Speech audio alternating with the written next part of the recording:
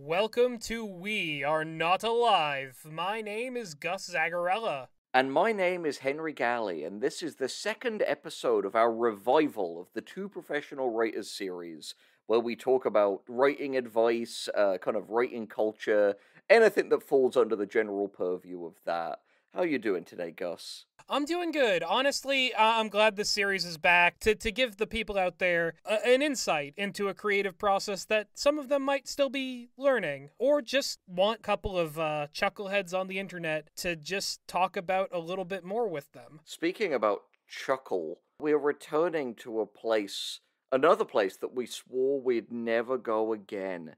And after the newly minted re-release of the original first 7 hours of the infamous Chuck Wendig kick-ass writer, we have decided, as the internet archive is more imperiled by legal jeopardy than ever, that we need to come back in and stand up for online archaeology everywhere. Yeah, exactly. So this is both a return to the format of one of the videos that we had the most fun with, one of the ones that it seems like you guys in the audience fun is one way of putting really it. enjoyed. Yeah, it's the memories seem fond because they're distant, but we'll see how that, rose-tinted feeling fares as we delve into this. But I do believe that we can come at this with fresh eyes. We can get a little bit back to basics, like SpongeBob in that one episode where Squidward owns the fancy restaurant. We're just gonna empty our mind of everything but fine writing and breathing. So before we get into Chuck Wendig's The Kick-Ass Writer, which again is, a book of repurposed blog posts mostly, not to get mean, but that's what it is. Literally. We are going to institute a little bit of a fun twist on this. We're going to be playing an interactive game that we do not encourage anyone to play along with at home. And it is a game with 3 rules and a secret 4th rule that Henry and I will not be abiding by. Oh no, what's this? I don't even know about the secret 4th rule, but okay, what are the rules, Gus? Henry and I will have to imbibe every time, number 1, Chuck Wendig uses a famous woman as a punchline. Number 2, Chuck Wendig threatens or directly assaults the reader.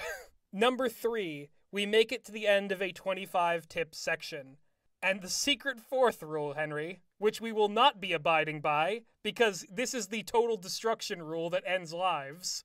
Rule number 4 is whenever a tip directly contradicts the tip that came before it, you must imbibe. Okay, now this is interesting. I've got what I think this call deserves. I have a glass that I literally just obtained, which is a glass cup that you get free when you buy a large meal at Burger King, half filled with 12 Australian dollar red wine called Pedro and Pablo. So I'm going to be sick as a dog after this. I'm going to be starting off with a kissed caramel Smirnoff nip. And then I'm going to be switching to some canned tequila palomas. So we'll see how far we get. It's going to be a good time. It's going to be a different time. And really, we knew we couldn't do 7 hours again. So what we're doing here is we're warming our bodies with the fresh nooch of these drinks. In order to ward off the ice hag, because while we may not have to worry about Tamai no Mei, the Kitsune Killing Stone demon, we are still having to contend with the ice hag. She's out there, she's hunting us, she's like the turbo granny, and she's coming for us. Yeah, I've seen Don to Don. Less of a threat in Australia, but it is what it is. Alright, we can't stall any longer. Hit me with the tips. Oh, I'm scared. So, we're coming back in on a section that, at the end of the last one, we were a little sleep-deprived when we got there. I cannot remember anything from the latter couple of hours of that video. That's why we're starting in fresh on 25 things you should know about dialogue. Oh, hell yeah. Chuck Wendig is famous for his awesome dialogue. Well, let's not, Let's not prejudge the guy. This is a new book. We're just opening it fresh. right into the middle of part 2. And tip number 1 on dialogue is easy like Sunday morning. Our eyes flow over We were thinking the same thing, weren't we? Easy like Sunday morning. With just the swing. The Cat in the Hat truly has infected our brains to a degree that I never. Oh yeah. Oh yeah. Oh yeah. Anyway, so the tips text is: our eyes flow over dialogue like butter on the hood of a hot car. This is true when reading fiction. This is true when reading scripts. What does this tell you? It tells you to use a lot of dialogue. Is that it? Is that the whole thing? Yeah. So, dialogue is important and we like it, and so we use dialogue. It's a little bit kind of time-wasty. But here's the thing, some people legitimately don't realize that people like dialogue, so this is a tip for them. But that's the thing, not everyone does. It's at the end of the day, if you like dialogue, you can write a more dialogue-heavy piece.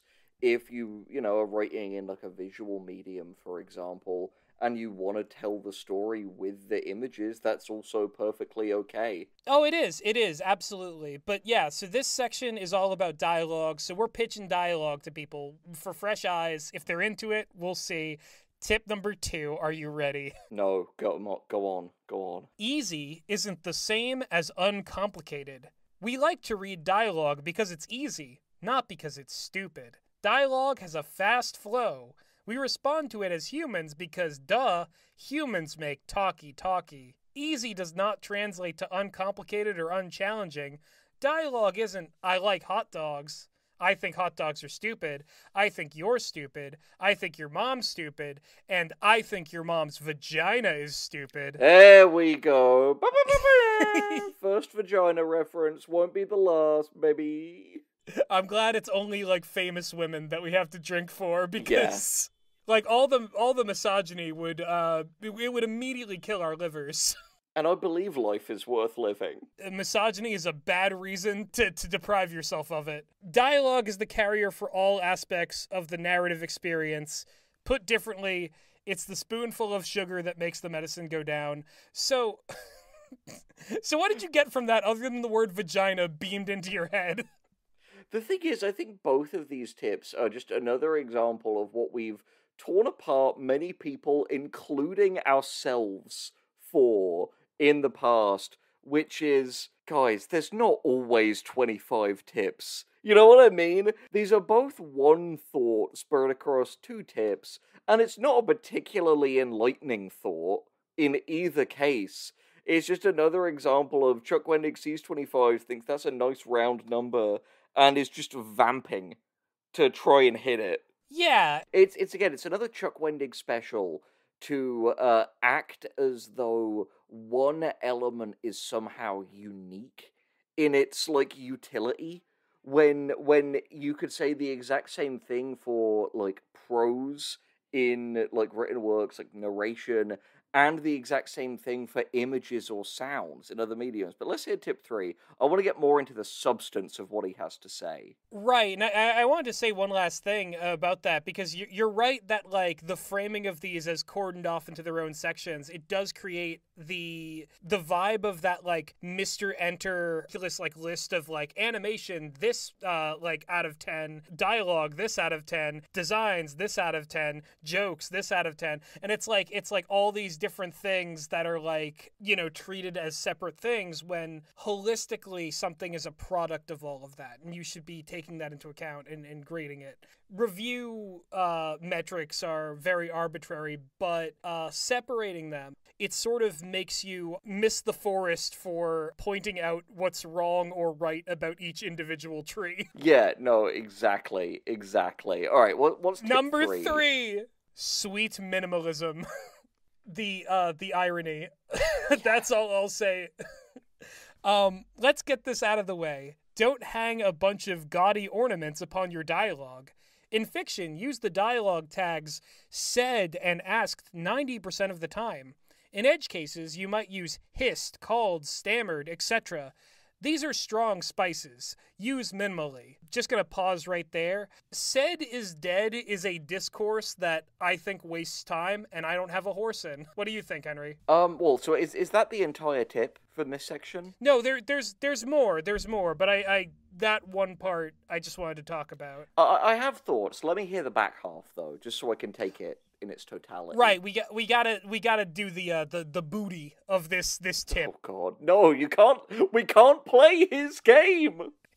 We'll lose. He's better at it than us. He's a hornier man than we. Exactly. He will not just beat us with experience. He'll beat us upside the neck and head with a hammer. Yeah, exactly. Oh, man. These are strong spices used minimally, about hissed, called, stammered, etc. Also, adverbs nuzzled up against dialogue tags are an affront to all things and make baby Jesus pee out the side of his diaper, and when he does that, people die. In scripts, you don't have this problem, but you can still clog the pipes with crap if you overuse stage direction. Oh, heavy dialect and slang? Just more ornamentation that'll break the dialogue's back. So, okay. Well, obviously, as you said before, it's another case of it's inevitable to, like, not leave that comment thinking of anything but Jesus piss, but yeah, I'm maybe going to be a little bit spicy here. I agree with, like, 95% of what he said there. Interesting. Stephen King famously said the road to hell is paved with adverbs, and I think he's often correct about that.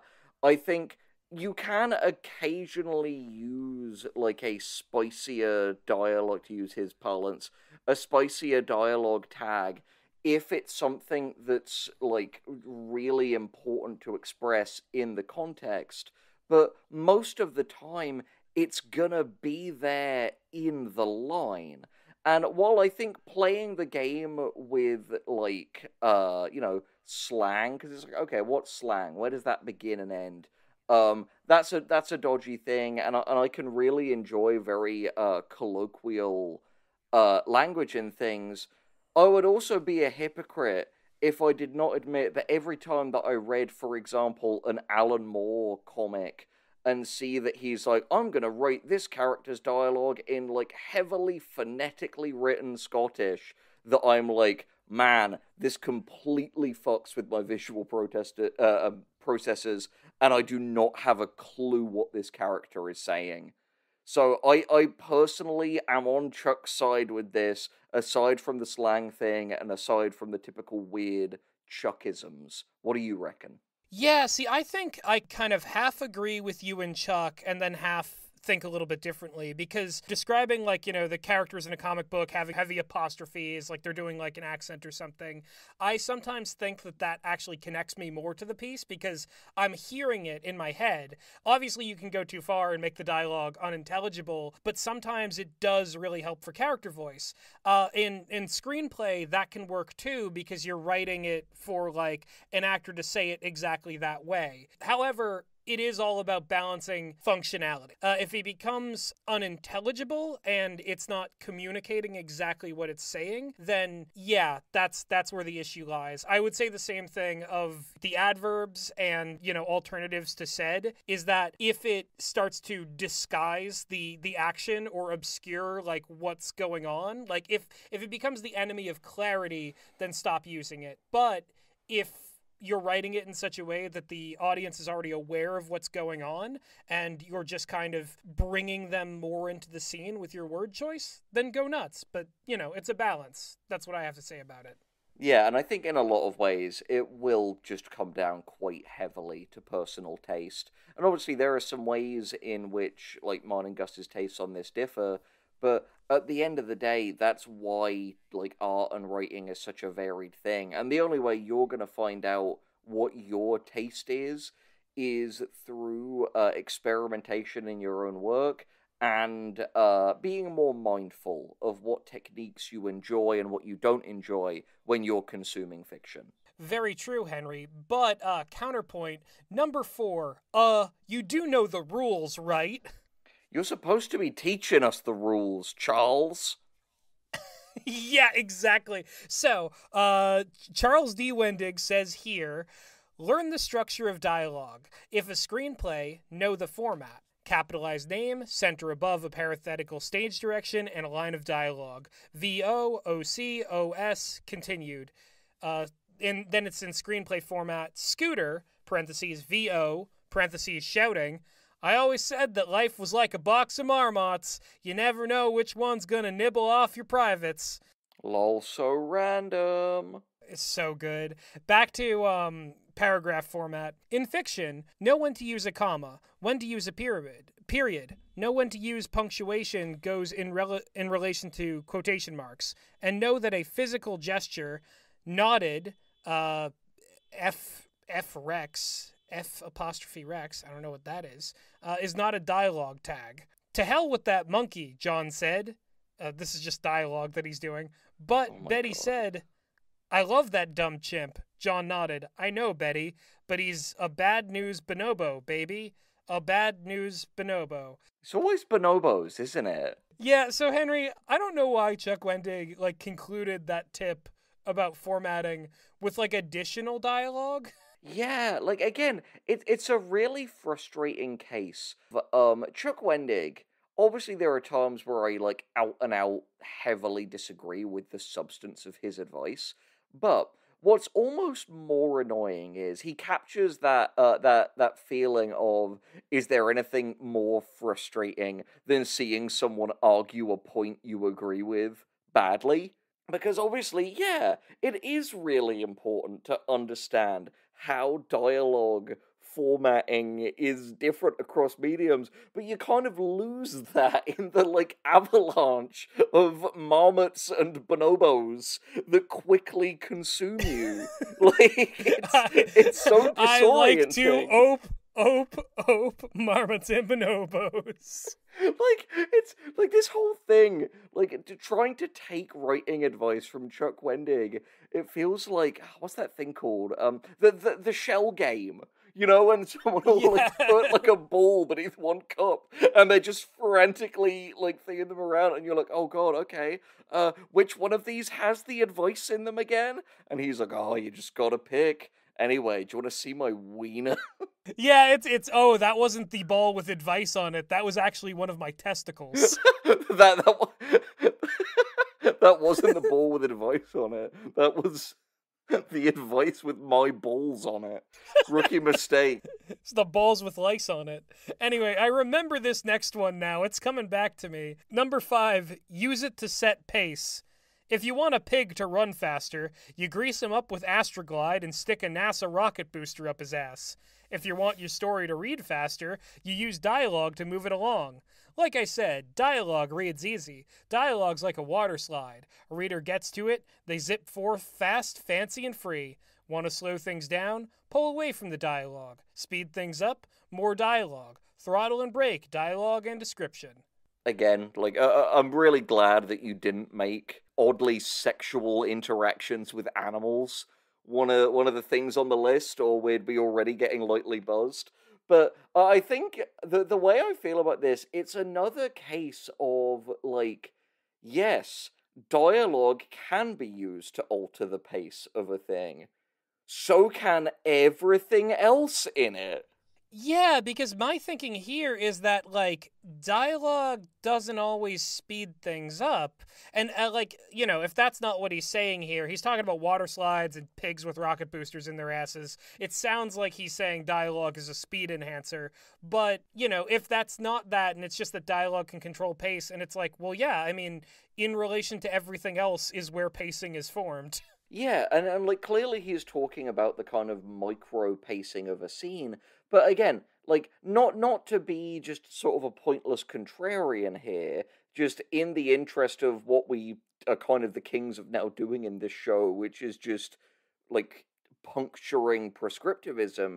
If, for example, you wanted to make a scene slow, take the work of Quentin Tarantino, for example. He very purposefully often uses dialogue to slow a scene down because you will have characters occasionally talking about sort of meandering subjects that don't really have a huge amount to do with the kind of things as it's happening, but build character and build texture. Like, for example, Pulp Fiction could have very easily just introduced Jules and Vincent with them pulling up in front of the building. We didn't need the whole, like, conversation about how foods have, like, different names in Amsterdam. And while that does build background, again, it's not something that is purely necessary. It slows the scene down on purpose, gives it a more casual and contemplative pace. Yeah, no, I agree. It's not all about speed when it comes to dialogue. But speaking of speed, number 6, shape determines speed. I thought you were going to be like, speaking of speed, and just like rail a line of crack off the table. This is how I get the energy to read these things. I'm all about speed. No, so 6, all about shape determines speed. Shorp, jeez. Comment shorp. Work shorp into your comment. Do not. Do it, because it will humiliate us. I'm trying to be careful, damn it. Sharp dialogue is like a prison shiv. Moves fast because T-Bone only has 3 seconds in the lunch line with Johnny the Fish to stitch a shank all up in Johnny's kidneys. Oh, I remember this now. Longer dialogue moves more slowly. I love this whole thing of like, oh, don't worry. I will help you understand this concept, and that can be kind of difficult. So, like, dialogue is a water slide. It's a pig with a rocket up its ass. It's a prison shiv. I hope nothing is lost or contradictory in any of these metaphors. Exactly. So now he's talking about, like, longer dialogue moves more slowly. Want to create tension? Fast, short dialogue. Want to create mystery? Longer, slightly more ponderous dialogue. Want to bog your audience in word triacle? Let one character take a lecturing info dump all over their heads. Did he misspell treacle? No, that's just, I'm an American, and I don't see that word often. Oh, that's true. Yeah, treacle is a very British substance, somehow. Over here, it's molasses. It's like sweet Marmite. Yes, well, Marmite's also very British, too. Yeah, exactly. Again, this is just another case of, it's like, I don't think slow, ponderous dialogue can make a thing more mysterious. It's like, Chuck, have you ever considered that someone can be mysterious if they speak in a very clipped way that perhaps doesn't reveal a lot of information about themselves? I'm just thinking, like, it's like two cops, like, over, like, a body, and it's like, have you ever considered that possibly it was that man we saw at the gas station? Man, I love True Detective. Yeah, exactly. I do False actually detective. really dig. I do actually really dig the first season of that show, but it does have that kind of like cops, but they're philosophical type deal to it. Yeah, exactly. They're ponderous. They take their time before they say their words. Sometimes even in the middle of the sentence, they reconsider it. Oh, that's so fucking funny. Yeah, no, this is just more fluff from Chuck. All right, what's the next one? Number 7. Expository dialogue is a pair of cement shoes. Oh, excellent. We'll add that to the metaphor list. Yeah, everything's something else, isn't it?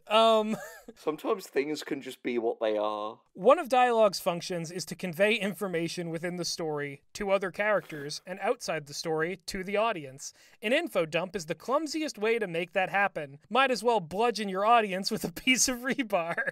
You might have ways to pull this off without dropping an expository turd in the word bowl. Don't let one character lecture. Let it be a conversation, question, answer. Limit the information learned, pull puzzle pieces out, and give them a way to create mystery. Let the characters be reluctant to give any info, much less dump it over someone's head. Is that bit where he smacks us with rebar, or is that a drink? Count it. Let's have our first sip. I think I need it. Let's see what you got, Pedro and Pablo. Okay, that's what you got. Oh fuck, that has a grim aftertaste. Jesus Christ. Oh, I could taste the caramel over my end. Good, lucky you. Mamma mia. Pedro pissed in every bottle. Makes me think of the Big Money Eric. These pills are 100% salvia because I'm salvia and I piss in all the. I jizz in all the pills.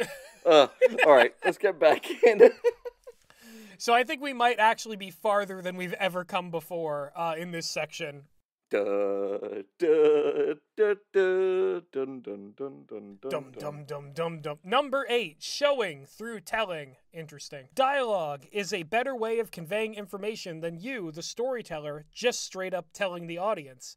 The curious nature of dialogue, however, is that it would seem to violate most of the sacred of writing chestnuts. Show, don't tell. I don't open my mouth and project goddamn holograms. I tell you shit. And yet, the trick with dialogue is to show through telling. You reveal things through dialogue without a character saying them.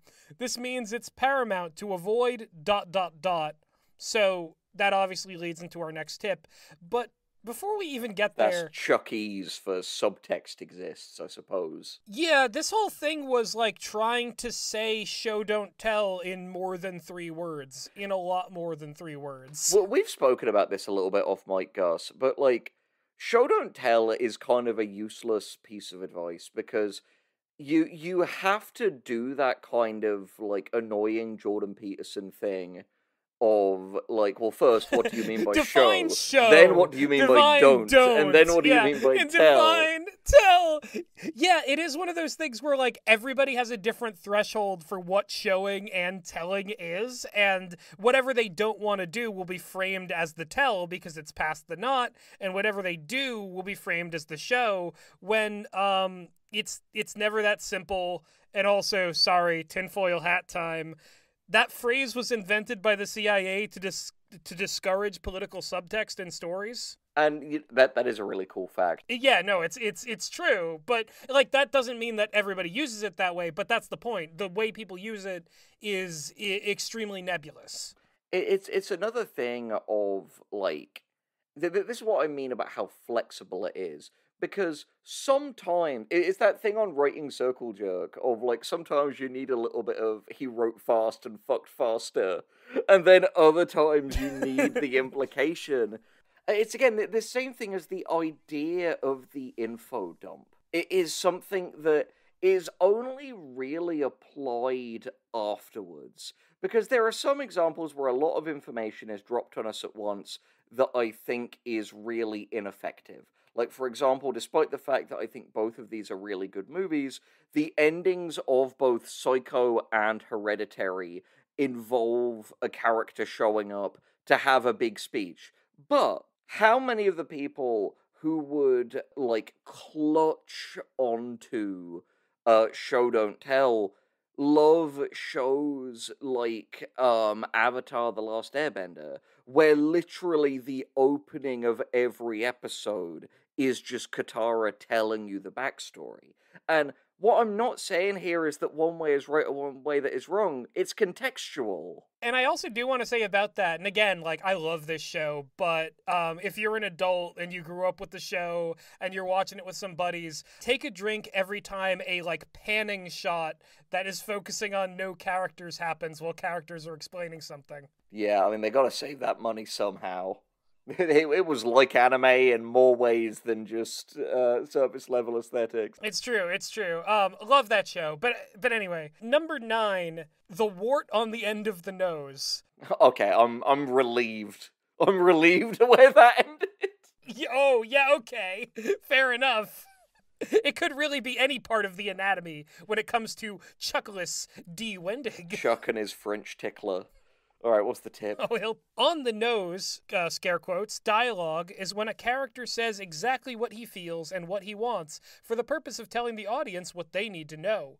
When a villain spoils his own sinister plan, that's on the nose. Imagine if, in a romantic love triangle, all the characters in that triangle discuss the love triangle in flat, overly truthful language. Then imagine just how that would kill the tension between characters. Trust me, we live in a better, happier society if real-world dialogue was all on the nose. On the other side, we'd experience duller, shittier fiction. Characters, and frankly, real people, reveal things without saying them. What I hate about Chuck Wendig's advice in so many ways is that it makes me feel like a broken record. He is a guy who, in so many regards, is confusing his own taste for kind of generalities. Because, yes, I think dialogue that is kind of loaded with subtext can be really rich and textured and rewarding. But the thing is, there will often be times where I'm going to say the dirty word. I'm sorry, YouTube. There will often be Oh. times where you can intentionally subvert a rule to achieve a specific Oh! effect. Like, for example, having a character be very blunt and upfront about something could tell you something about that character.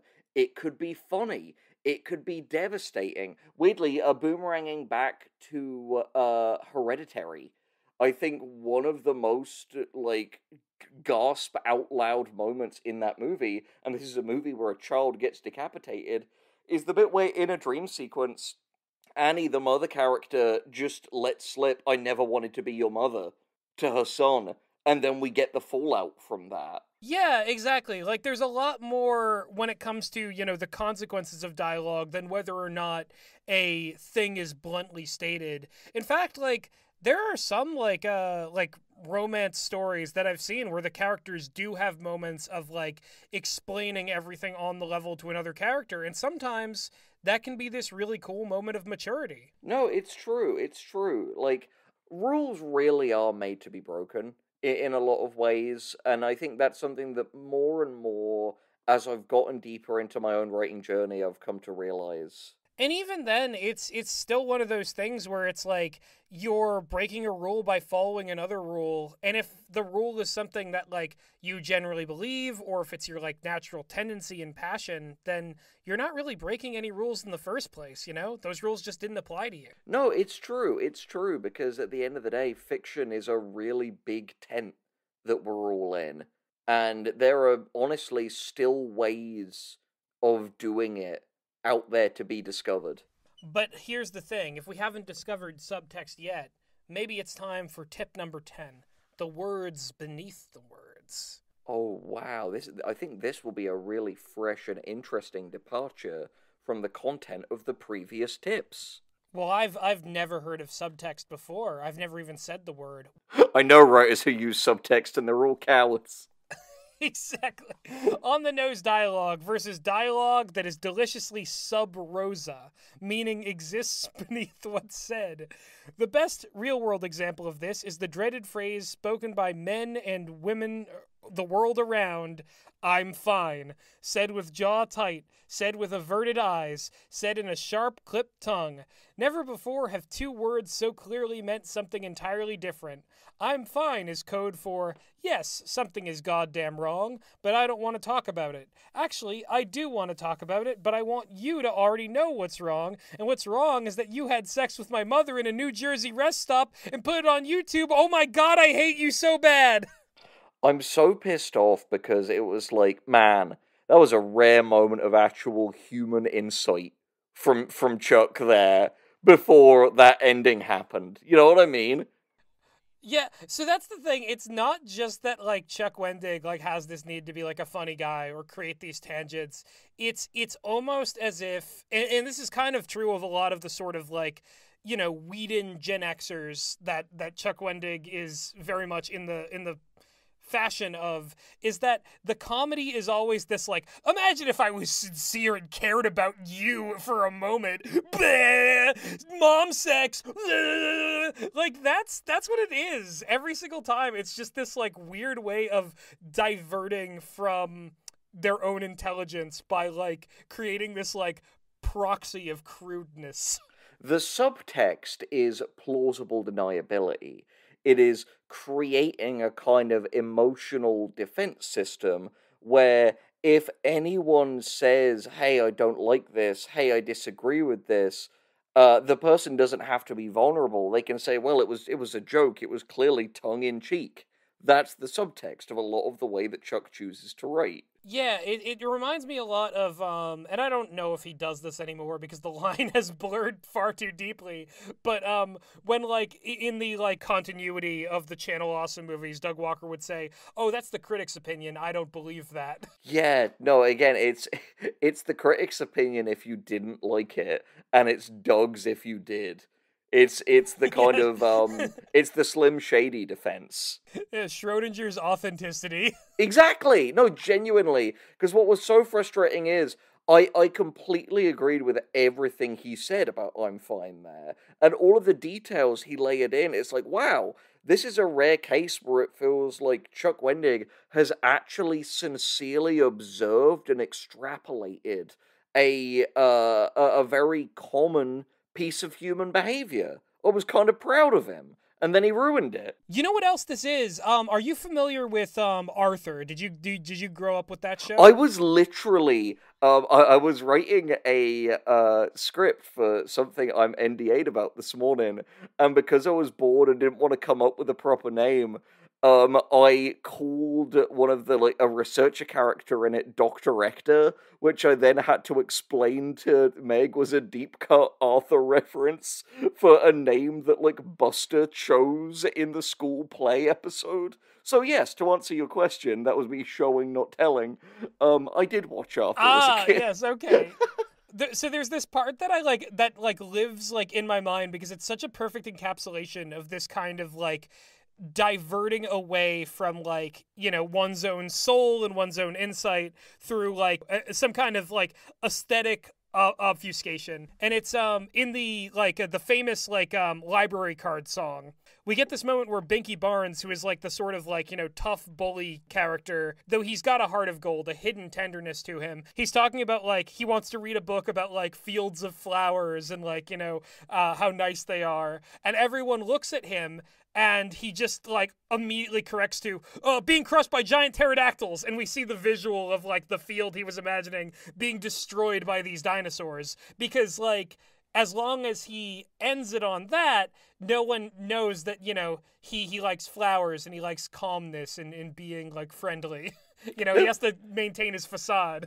There was always a lot of pathos to those conflicted bully characters in shows like Nelson in The Simpsons or Billy Loomer in Ned's Declassified. Yeah, no, it's interesting, and so I think whenever Chuck does one of these things where it's he'll do an insight and then he'll be bleh, and ruin it with some weird crude thing, we could call that a Binky Barnes. Yeah, he binkied it.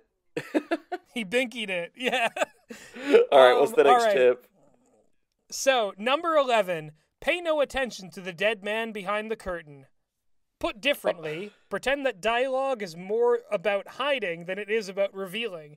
The things that we, the audience, want to know most. Who killed his wife? Why did he rob the bank? Did he really have a romantic dalliance with that insane dancing robot? Are the things that the character doesn't want to discuss. Dialogue is negotiating that revelation, and it's a revelation that should come as easily as pulling the teeth out of a coked-up Doberman, meaning not easy at all. Why is so much animal torture in this? Is Chuck like a zoo sadist? Yeah, it's the animal torture and also the dancing robots. Yeah, the dancing robot is back. We are sodomizing pigs and pulling the teeth out of Dobermans that we've drugged. I always forget just how depraved this stuff gets. No, exactly, because I remember it was brushing the teeth of a meth-cranked baboon was another one of these. So why are you giving all of these dogs meth, Chuck? Or animals. A baboon is not a dog. A baboon is my favorite breed of dog. Taking my baboon to the dog park. Let me tell you, I once worked at a dog daycare. This isn't news to you. This might be news for some of the audience. And it would be an incredibly distressing moment were I to walk into that old job of mine and see a baboon in the yard among the dogs.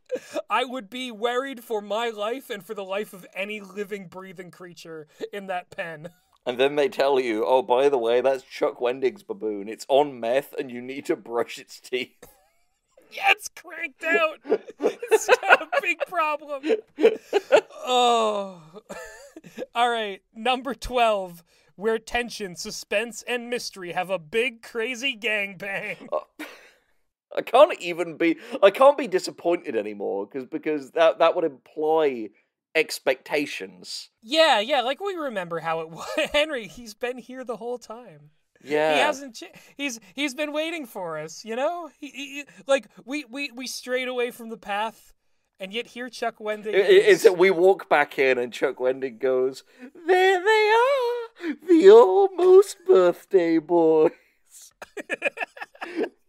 Oh boy. So, the text of this tip reads, "The fact that characters lie, cheat, conceal, mislead, and betray all in dialogue tells you that dialogue is a critical way of building tension and suspense and conveying mystery. Characters are always prime movers." Was that it? Yeah, like but Chuck, like the dialogue is also reflecting what's happening, you know? The Meet the actions are new also tip, same as the old tip. Yeah, man. Like again, Anyway, it's just moving on. subtext, Yeah. subtext, subtext, subtext. Like, if only these Text. rules had more subtext. Yeah, exactly. So number 13, quid pro quo, Clarice. Hannibal Lecter susses out the truth through dialogue. Oh, and he eats people. But he's also performing meta work for the audience by sussing out character through dialogue. Clarice Starling is painted in part by Lecter's own strokes. A character's blood, sweat, and tears live inside their dialogue. How they speak and what they say reveals who they are, though only obliquely. After reading a conversation, ask yourself, what does this say about the characters? Is this true to who they are? For that first half, I was gonna be like, did Trump guest rate this with the weird Yeah. Hannibal Lecter diversion? I've been hearing a lot about Hannibal Lecter, like a lot more often than I usually do. Yeah, no, it's true. We're living in a very Hannibal-pilled culture. Maybe we'll finally get season 4 of the Brian Fuller show. Please, please. Thing about that is that Mads Mikkelsen will be too busy in Polar 2, Return of the Black Kaiser. Mr. Blute's head has been grafted onto a robot body. It's up to the Black Kaiser to defeat Mr. Blute and his gang of bizarrely substance-related villains, such as Porter, the guy who drinks a lot, and Junkie Jane, the girl who does all the drugs. And Chuck Wendig's meth-cranked baboon. Oh no, and the coked-out Doberman's here too! It's a good thing that the Black Kaiser is so capable of dispatching things of the Doberman's ilk. If you're wondering what the fuck we're talking about, on the Patreon, which you can access for only $1 a month, for what I imagine at this point is maybe upwards of 60 hours of backlog, podcast discussion content of everything from movie and TV show and book reviews to discussions of which animals me and Gus could beat in a fight if you scroll all the way down. We talked about the baffling, terrible Mads Mikkelsen vehicle Polar, which is something that really just has to be heard to be believed, because you definitely shouldn't see it. And there's more substance to that than Chuck Wendig's latest tip. So let's hear the next one. Yeah, his latest tip, which is number 14, let the characters sign their own work. A character dialogue is that character's unique signature. It contains their voice and personality. One speaks in a gruff, clipped phrasing. Another goes on at length. This character is ponderous and poetic, while that one is meaner than 2 rattlesnakes bumping uglies in a dirty boot. Enough with the animal sex. Should we add that as a rule? No! We'll die! And this Pedro and Pablo stuff tastes rank. You're right. That's a thing that we absolutely shouldn't add as a rule, because I realized that maybe 3 and then a 4th total destruction rule was all we could handle. Yeah. Whether this would be, because we would have been tapped out by now. Who knows? Rattlesnakes aside, don't let a character's voice be defined by dialect, slang, or other trickery. It's not just how they speak, it's what they say more than how they say it. But, Chuck, it is also how they say it. Yeah, it is. It is how they say it. It's both. And again, like, even if you're like me and just, for whatever brain reasons, sometimes, and it's not everything, there are some amazing, really important, books that are written entirely phonetically. Alice Walker's The Color Purple is entirely in, quite thick AAVE, and, you know, the Irvine Welsh books, like Train Spotting and Filth, all in very, like, thick, kind of Scottish dialect. But it is just a case of, if I can extract a usable tip from this, or at least riff one, that I've been thinking about a lot lately. Um, if you want to write really good and distinct dialogue, think about all of the things that your character is interested in. Think about their job, think about their hobbies, think of the types of, like, media that they love. Because if you were able to, in a bird's eye way, look at your own speech, you would see how often that the words you choose, the references you pepper in, the things that you compare things to, are so influenced by all of those factors about you. And if you know those things about your characters, like, you know, if you know, for example, that your character is, like, you know, like, sort of a hippie type into alternative music and, like, the drug culture, there'll be a lot of, like, slang and specific kind of dialogue quirks from those worlds that you can pepper in, which, fun fact, is called sociolect. Oh, I actually didn't know that term, but yeah, no, it really does make something feel more authentic and from its creator if there is this attention to everything that informs people's modes of communication. Yeah, like, at the end of the day, a teenager and a 45-year-old construction worker are going to be into very different stuff, and what they're into will shape their dialogue. Yeah, absolutely. In something that is trying to portray both of these people authentically and have them both in the story, that friction between those two characters and the way they speak is going to make the world feel more realized. Speaking of more realized and worlds, number 15, dialogue is a theme park. I'm glad it's another thing. That's pretty exciting. So it's a sodomized rocket pig. It's a water slide. It's a theme park. It's a prison It's a shank. shiv. It's the Yeah, thing that, yeah, it's yeah. Hannibal Lecter. And now it's a theme park. Dialogue, the theme park. Come on down. Ride the scare quotes. Ride Mr. Bone Stripper. All right, what does he got to say about it? Theme is one of those things that you, as the author, don't really speak out loud, but sometimes characters do. They might orbit the theme. They might challenge it. They might speak it outright. Not often, and never out of nowhere. But it's okay once in a while to let a character be an avatar of theme. It's doubly okay if that character is played by Morgan Freeman. God, that guy's voice. He could say anything. Beans are a musical fruit. And I'm like, there it is. Such gravitas. Such power. It's the theme. It's the theme.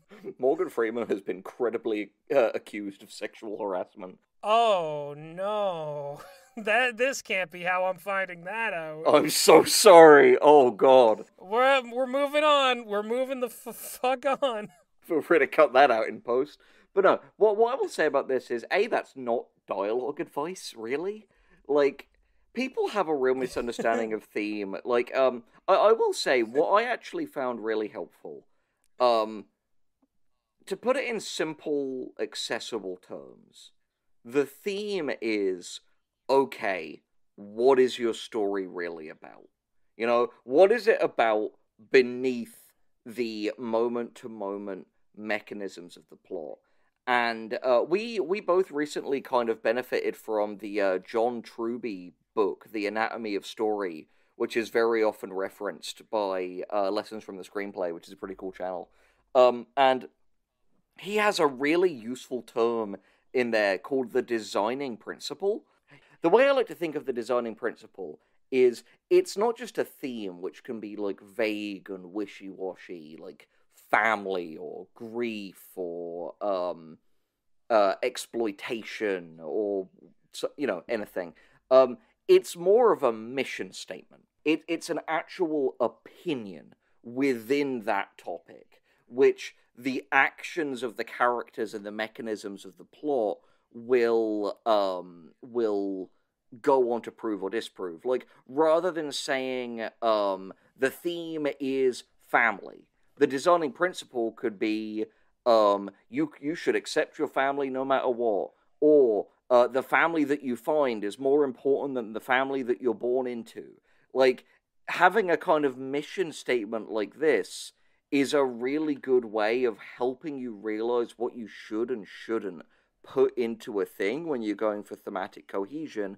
And while obviously a story can deal in a multitude of themes and ideas and motifs, like Parasite, for example, you could say that within the system of capitalism, class mobility is a fantasy, rather than just the theme is capitalism or the theme is class. And it becomes very clear how the movie disproves that idea.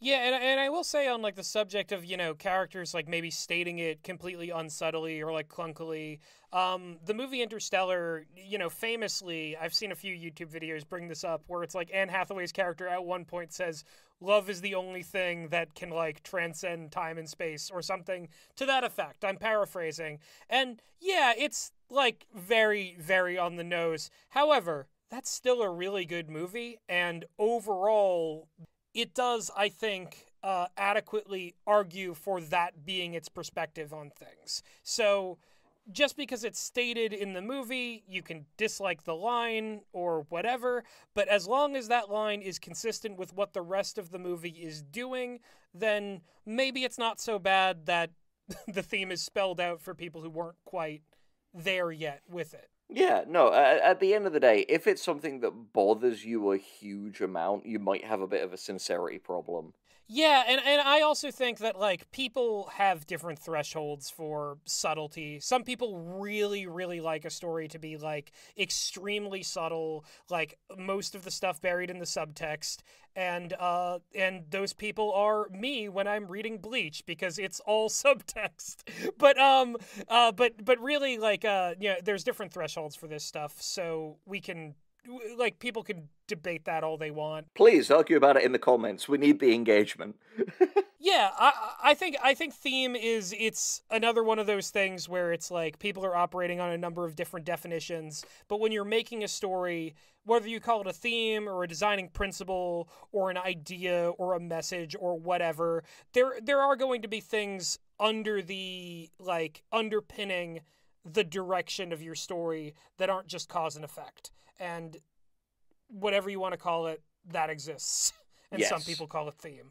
Does the next tip exist? Number 16, dialogue is action. I thought it was a theme park, but no, now it's action. I thought it was a theme park, Shiv, water slide, pig, Hannibal Lecter. We expect that dialogue and action are separate, but they are not. Speak is a verb, so is talk, or discuss, argue, yell, banter, rant, rave. Verb means action. That means, duh, dialogue is action, not separate from it. Furthermore, dialogue works best when treated this way. Don't stand two characters across from each other and have them talk at each other like it's a ping pong game. Characters act while speaking. They walk, kick stones, clean dishes, load rifles, eat messy sandwiches, pleasure themselves, build thermonuclear penile implants. Come on! This creates a sense of dynamism, of an authentic world. It adds variety and interest. Okay, so my thinking here is the first part of this, which was this weird Reddit-pilled, like, semantic discussion of, actually, dialogue is action because these are verbs, is completely separate from the thing he's actually trying to convey, which is, have your scenes of dialogue also contain action and dynamism, which is it's at odds with itself, really, the way this is presented. No, it's true. It's purely just muddying the waters, which he's done enough already. Like, which, as you kind of pointed out earlier, Gus, suffers even more when Chuck chooses to partition the writing advice as he does. Exactly. Also, number 17, Chuck, we really don't need this right now. Number 17, the real world is not your friend. Okay, alright, let's hear his justification for this. I'm not talking about the MTV reality show, although one supposes there the lesson is the same, so not your friend. What I mean is that if you want to ruin good dialogue, the fastest path to that is by mimicking dialogue you hear in the real world. Dialogue in the world is dull. It's herky-jerky. Lots of like, you know. If you listen really hard to how people speak to one another, it's amazing anybody communicates anything at all. A little bit of this authenticity is fine. Overdoing it will muddy the dialogue so as to make it unreadable. Like, I agree, I guess. Kinda. The thing is, I couldn't wholeheartedly agree with this because one of my favorite movies of all time, The Big Lebowski, is partly so funny because its dialogue is, like, bizarre and meandering and circuitous and full of all of these kind of features. No, you're right. You're right. There are definitely like exceptions that I find really like enjoyable as well. But I do think like, you know, the number of like ums and ahs and stuff, we have characters even in these like in movies where there is like the circuitous dialogue, there is still like a grace to that dialogue that is absent from some of like the less eloquent conversations you might hear just like, I don't know, you're at the mall and you're just listening to people. Again, it's a sliding scale like everything. Yeah, it's just another thing where it's I admit, part of me wishes I'd read more Chuck Wendig dialogue before getting into this to be able to see if he applies his own techniques. I honestly think fundamentally that's not gonna matter because like this is supposed to be generalized writing advice for anyone, you know? If this book can't stand on its own without like seeing his work in principle, then like, you know, it fails in its purpose. Yeah, and again, you know, we're coming down on this with, you know, going in from our own experience that 1,001 tips is not going to function correctly. That's so fucking many. Every time you say it, it frightens me. It's a mine of nuggets, and we're here to pull the biggest, goldest little chunks of wisdom out of this. We've got almost an hour of content out of like 18 tips. Number 18, and we're still too sober for this. Yeah. Number 18. For the record, you're not David Mamet. Yes, I know. David Mamet writes realistic dialogue. Everyone interrupts everyone. They say inexplicable shit. They barely manage to communicate. Subtextapalooza. It's great. It works. You're also not David Mamet. I mean, unless you are, in which case, thanks for stopping by.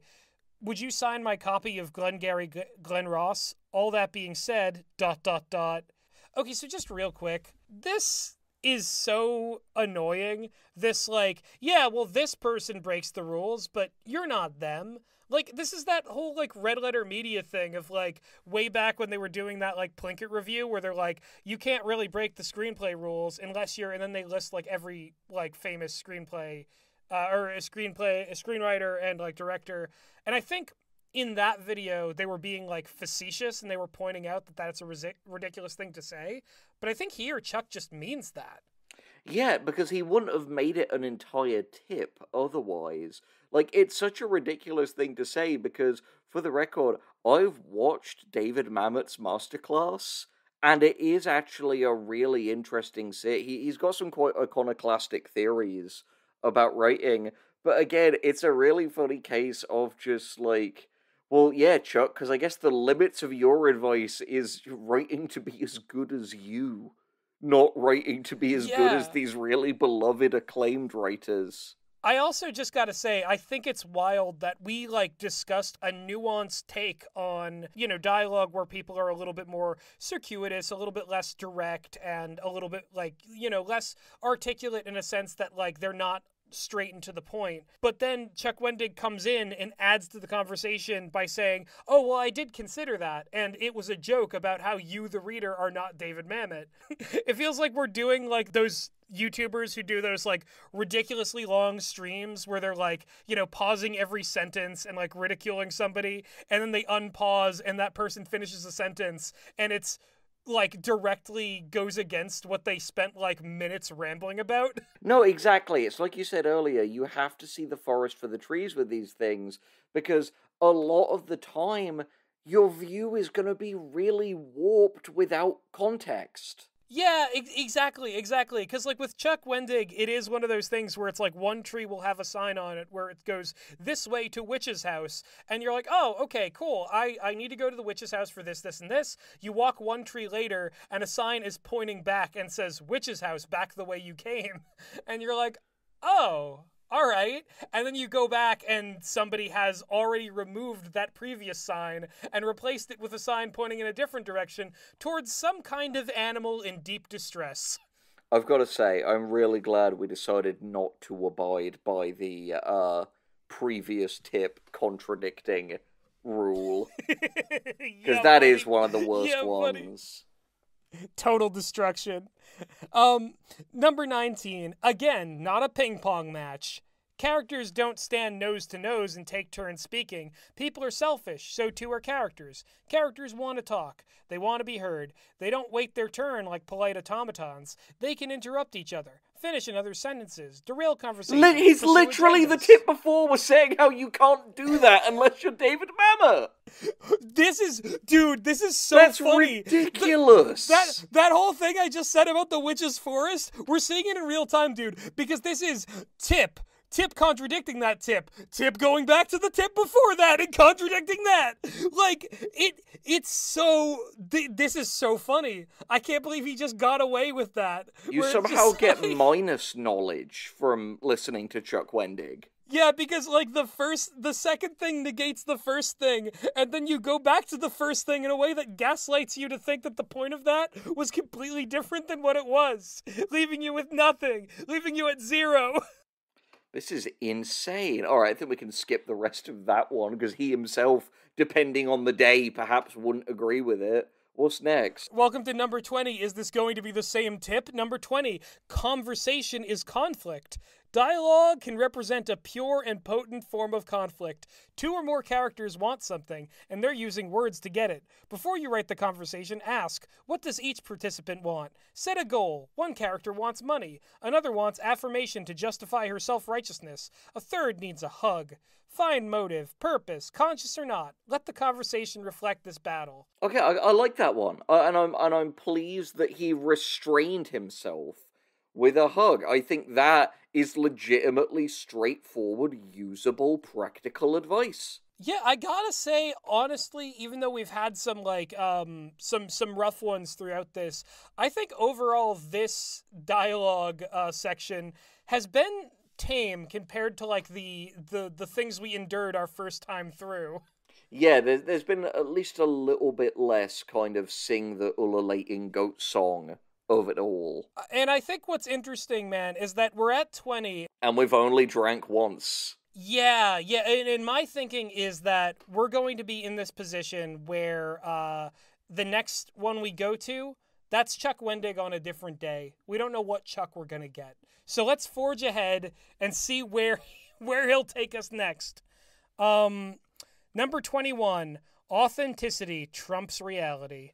Ooh, boy. I really can't say that word anymore. But it really happened is never an excuse for something to exist in fiction. Weird shit happens all the time in reality. Ever have something happen where you say, gosh, that was really convenient? If you put that in your story, the audience is going to kick you in the gut and spit in your cereal. Dialogue suffers from similar pitfalls. Just because you hear it in reality doesn't mean it works in the context of the story. Story has its own secret laws. You can make dialogue sound real without mimicking reality. One might term this natural dialogue. Authenticity is about feeling real, not about being real. It's another, what Chuck are we dealing with here? Because it's another thing that he's just flip-flopping. Like, because he will be, like, real life language is like this, so you should make it more like that to be more realistic. But you shouldn't be realistic. It's bad if it's like real life dialogue. Real life dialogue, on the other hand, that's worth imitating. Yeah, like this whole section is like you didn't have even like 5 things to say about dialogue, Chuck. Yeah, no, Why are we doing this? he's had perhaps 2 good things to say in all of this. He's working, so that's rule Ooh. 20. So 10% of the rules have been good. Oh, that was rule 21, but yeah, no, Oof. I'm feeling it. It's coming back, man. It's all coming back. Oh boy. 2022. Sometimes you just gotta babble that shit out.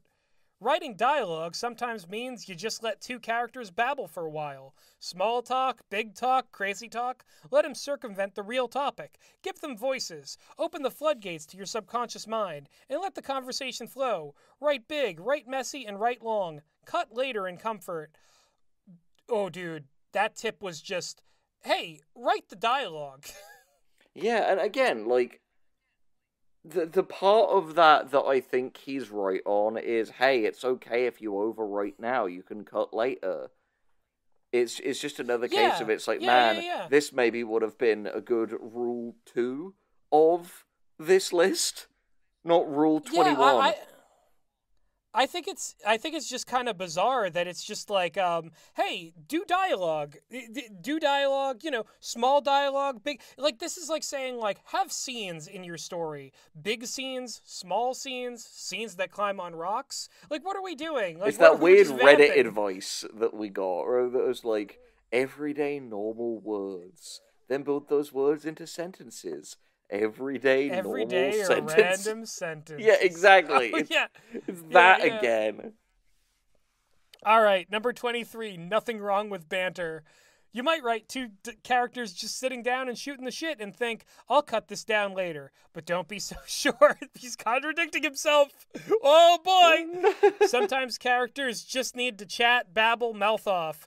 Who they are can be revealed in 2 people just screwing around, seeing what comes out of their heads. That can work if it's interesting, if it puts the character on the map in terms of the audience's mental picture, and if it eventually crystallizes them into something bigger than how it began. Oh, and did I mention it has to be interesting? Okay, so these are the same tips, but they're different tips, because they'll say they're not the same tip, but then they'll be the same tip. Yeah. And all that changes is the number. All that changes is the number. We have 2 more dialogue tips. What? Like, it feels like being in fucking No End House. Is every time you think you're out, you see the little number on the next thing. Yeah. And what will it be? Will it be Chuck Wendig with an axe? Will it be a demon? Will it be a Doberman on coke? I wish he'd threatened to attack me more so I could drink the pain away. Yeah. Number 24. The greatest crime against humanity is writing before dialogue. Like I said, dialogue is easy to read, or it's supposed to be. Anybody who writes dialogue that's dull, that doesn't flow like water and pop like popcorn, needs to be taken out back and shaken like a baby. That's gonna count. Yeah, alright, Find the boring parts. Here we go. The unnecessary stuff. The junk. Anything that doesn't feel A, necessary, and B, interesting. Stick it in the bag and set it on fire. You want to read great dialogue, sharp, fast, entertaining, witty as hell with a lot going on? Go watch the show Gilmore Girls. No, I'm not kidding. Stop making that face. That's going to count as famous woman punchline. Yeah, no, exactly, because that's... I know what you're thinking, fellas. Surely something for girls couldn't feature good It's that fucking... that dipshit Max Landis acting like he's a fucking psychopath. Oh, the Carly Rae Jepsen thing. Yeah, it's acting like he's like some kind of like maniac who needs to be put away. Nostrosogynist. But because he like sees meaning in pop music. Yeah, fuck Max Landis. What a monster. Yeah, like what a piece of shit. If we ever find some of his like writing advice out there, oh, we've got to do one on him. We're going to cover it, and we are going to be a lot less charitable to him than maybe anyone before. Tell us down in the comments if you'd like to see us rip Max, Mr. Helicopter Parent Landis, down a peg, because I would personally take great pleasure in that. Fuck that guy. His movies suck, too. Yeah, they do. I can't believe... Well, listen, Chronicle's Josh Trank good. made a... But... Yeah. Josh Trank made a decent thing out of Chronicle, but fucking Bright is bad. American Ultra sucks. Oh, it wastes its cast, dude. It's Jesse Eisenberg and Kristen Stewart, and somehow it sucks. How do you make that not charming? So anyway, if you want us to cover it, and or you have the good nooch, which is the Max Landis advice you want us to cover, present it to us in the comments. We're being dead serious. This would make a great video in this really series. Would. Oh my god. Alright, what's the next tip? Tip number 25. Double duty dialogue. Heh, duty. Heh, log. Grow up, you fucking infant. Chuck says shut up to himself, and then proceeds. So that was you? He says shut up. If you take one thing away from these 25 quote-unquote gems of wisdom he knows, it's this. He's laughing, thinking, you fucking morons, you paid for this. You bought the book! Let dialogue do the heavy lifting and perform double or even triple duty. Dialogue isn't just dialogue. It's a vehicle for character, theme, mood, plot, conflict, mystery, tension, and horror. Dialogue does a lot of work in a very short space. It's the goddamn Swiss Army knife of storytelling. Or MacGyver, or Trojan horse, or MacGyver hiding in a Trojan horse carrying a Swiss Army knife. Didn't I tell you to shut up already? Where's Morgan Freeman when you need him? He'll tell you to shut up, and you'll listen. Wow, that's dark. And also... Oh, no. And also, we're done. That was... Oh, that's number another 25, drink. we finished the section. Oh, I finished my nip, so I'm cracking open my tequila paloma. Here's the thing. I'm not telling you that it gets better with each sip, but it does get easier.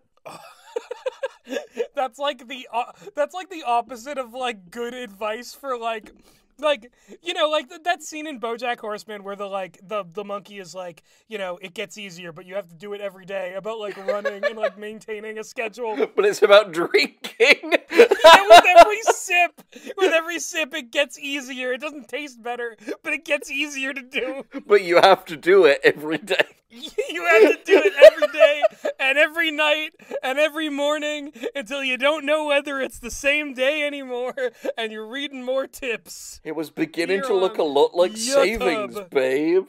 Alright, what's this next section? This next section is 25 things you should know about endings. Oh boy. Oh boy. I don't know about you, dude, but we live in a time that is pathologically afraid of endings.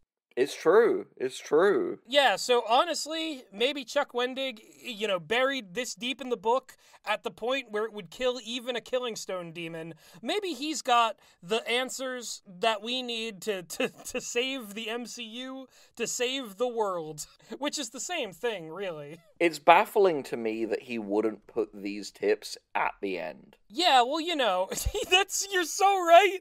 There's like 2 more sections in part 2. What are you doing, buddy? Exactly. All right, so he's already wrong out the gate, but anyway. We're rolling. Number 1, behold my clumsy and confusing definition. What a vote of confidence. Let's pretend for a moment that the end of any story is a hazy thing. It doesn't begin at any precise point, and it spans the nebulous territory between the beginning of the end and the last moment of the story that reaches the reader's mind. The ending is when there's no turning back, when the story can't be stopped, when everything's in motion and moving forward like a racehorse on angel dust. Stop drugging animals! The animals! You can't keep getting away with this. Please, down there, comment, #stop drugging the animals. We need to stop him. He's giving baboons and Dobermans meth. He's giving PCP to horses. I turn my hat backwards and I'm like, hey, we've had a lot of fun to here, but you know what's not funny? Drugging animals. Like Chuck Wendig. Don't give your drugs to the animals, even though it's very funny to see them freak out. It's not good to them, and it's a waste of drugs. Give them to me. Give the drugs to me. I should be doing your drugs. It makes me think of in season 1 of Yellow Jackets when Misty like snorts Natalie's cocaine to stop her from relapse. Yes. Yeah, exactly. Like, oh my god, it's just this infomercial of like, hey, do you got a drug problem? Do you got too many drugs in your house? Well, I'll come over. I'll take all your drugs. I'll do them right in front of you. I'll do every single drug, and then I'll leave, and you'll never see me again. This is like those, you know how you can tell when the economy is about to be really bad? Because all of those, like, cash for gold adverts start appearing on TV. Exactly. This is the world's first cash for drugs scheme. You don't even have to pay me. I'll just come over and do all your drugs. This is the In fact, that's not a request. I am armed. I'll bring a bunch of guys over and we're gonna do your drugs. You can't hide them from us. This is the new just sell it to Mo. What the fuck are you waiting for? Give me all your fucking drugs! I've not got enough drugs in my body. Am I still doing the body pillow thing? Is that an old bit? I don't know. Please join the Patreon, because this sure as shit ain't getting monetized. Never say never, Henry. We've avoided some of the other words that got us into trouble in the past. It's true. Well, it seems that the only thing that really gets you in trouble is posting an unedited 2-minute video of Stan Lee. Yeah, that's the forbidden because YouTube low diff outer versal fucking feeded us with all of its statements. Oh god. All right. What's the next bit about meth horses? Number 2. Okay, fine. You won't stop staring at me, so here's your goddamn definition. It's fucking Sundari Chuck Wendig. People paid for this, you prick. If you want the technical definition, then the ending begins at the start of the final act. In screenwriting, it begins at the end of the third act. It encompasses the climax of the piece, and then tumbles forth through the falling action and into the denouement. It is triggered by the turning point, where the story offers its final pivot, which leads into the final act, which sets up the last conflict and the resolution of that conflict. There, are you happy now, Mom? Isn't that, like, when taken together, like, completely incomprehensible?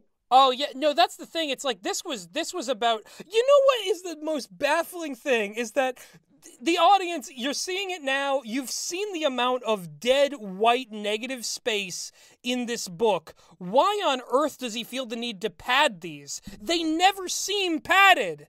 They seem still too short, but also way too wordy.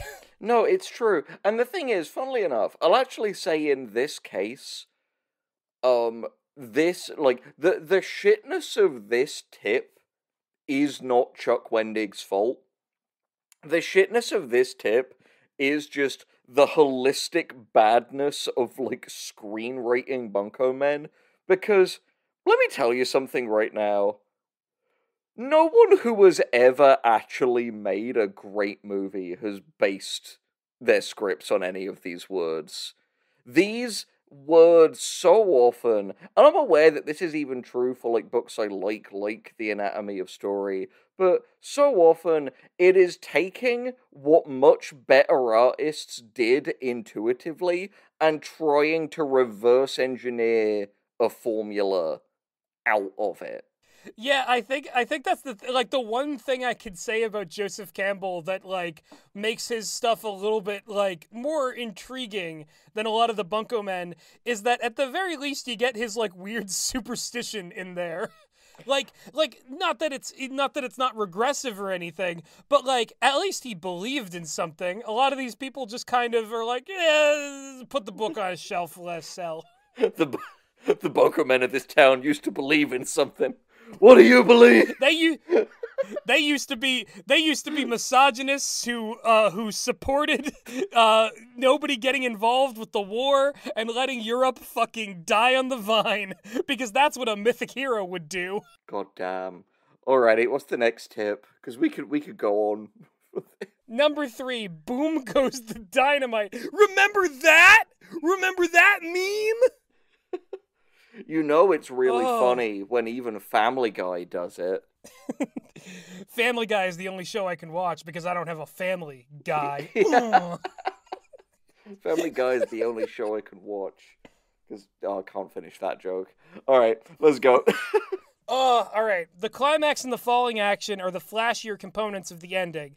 This is the big-ass fireworks finale where everyone goes ooh and ah and stares into the pretty lights and receives command from their alien masters on precisely when to assassinate the Archduke, or whatever. You know the climax is when, metaphorically or literally, everything explodes. The falling action is the gathering and rearrangement of those pieces. The Zeppelin blows up. Choom!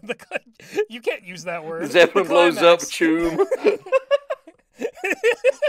Charlie, join us. We can be the 3 professional writers. Exactly. They're already also a professional writer. They're just not latched to a brand like the two of us. True. They'll be back for SpongeBob Boys coming soon. They will. We're bringing them back. We're bringing them back. They don't even know it yet. This video is how they're going to find out. Exactly. The hero's mission to save the lovely lass is in question, as the antagonist's plan appears to be successful.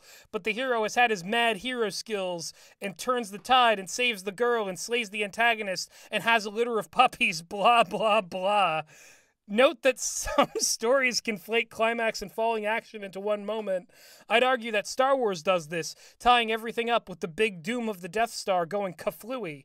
Yes, kaflooey is the technical term. Die Hard doesn't. The big explosion on the roof is your climax, and McClane versus Hans is the falling action.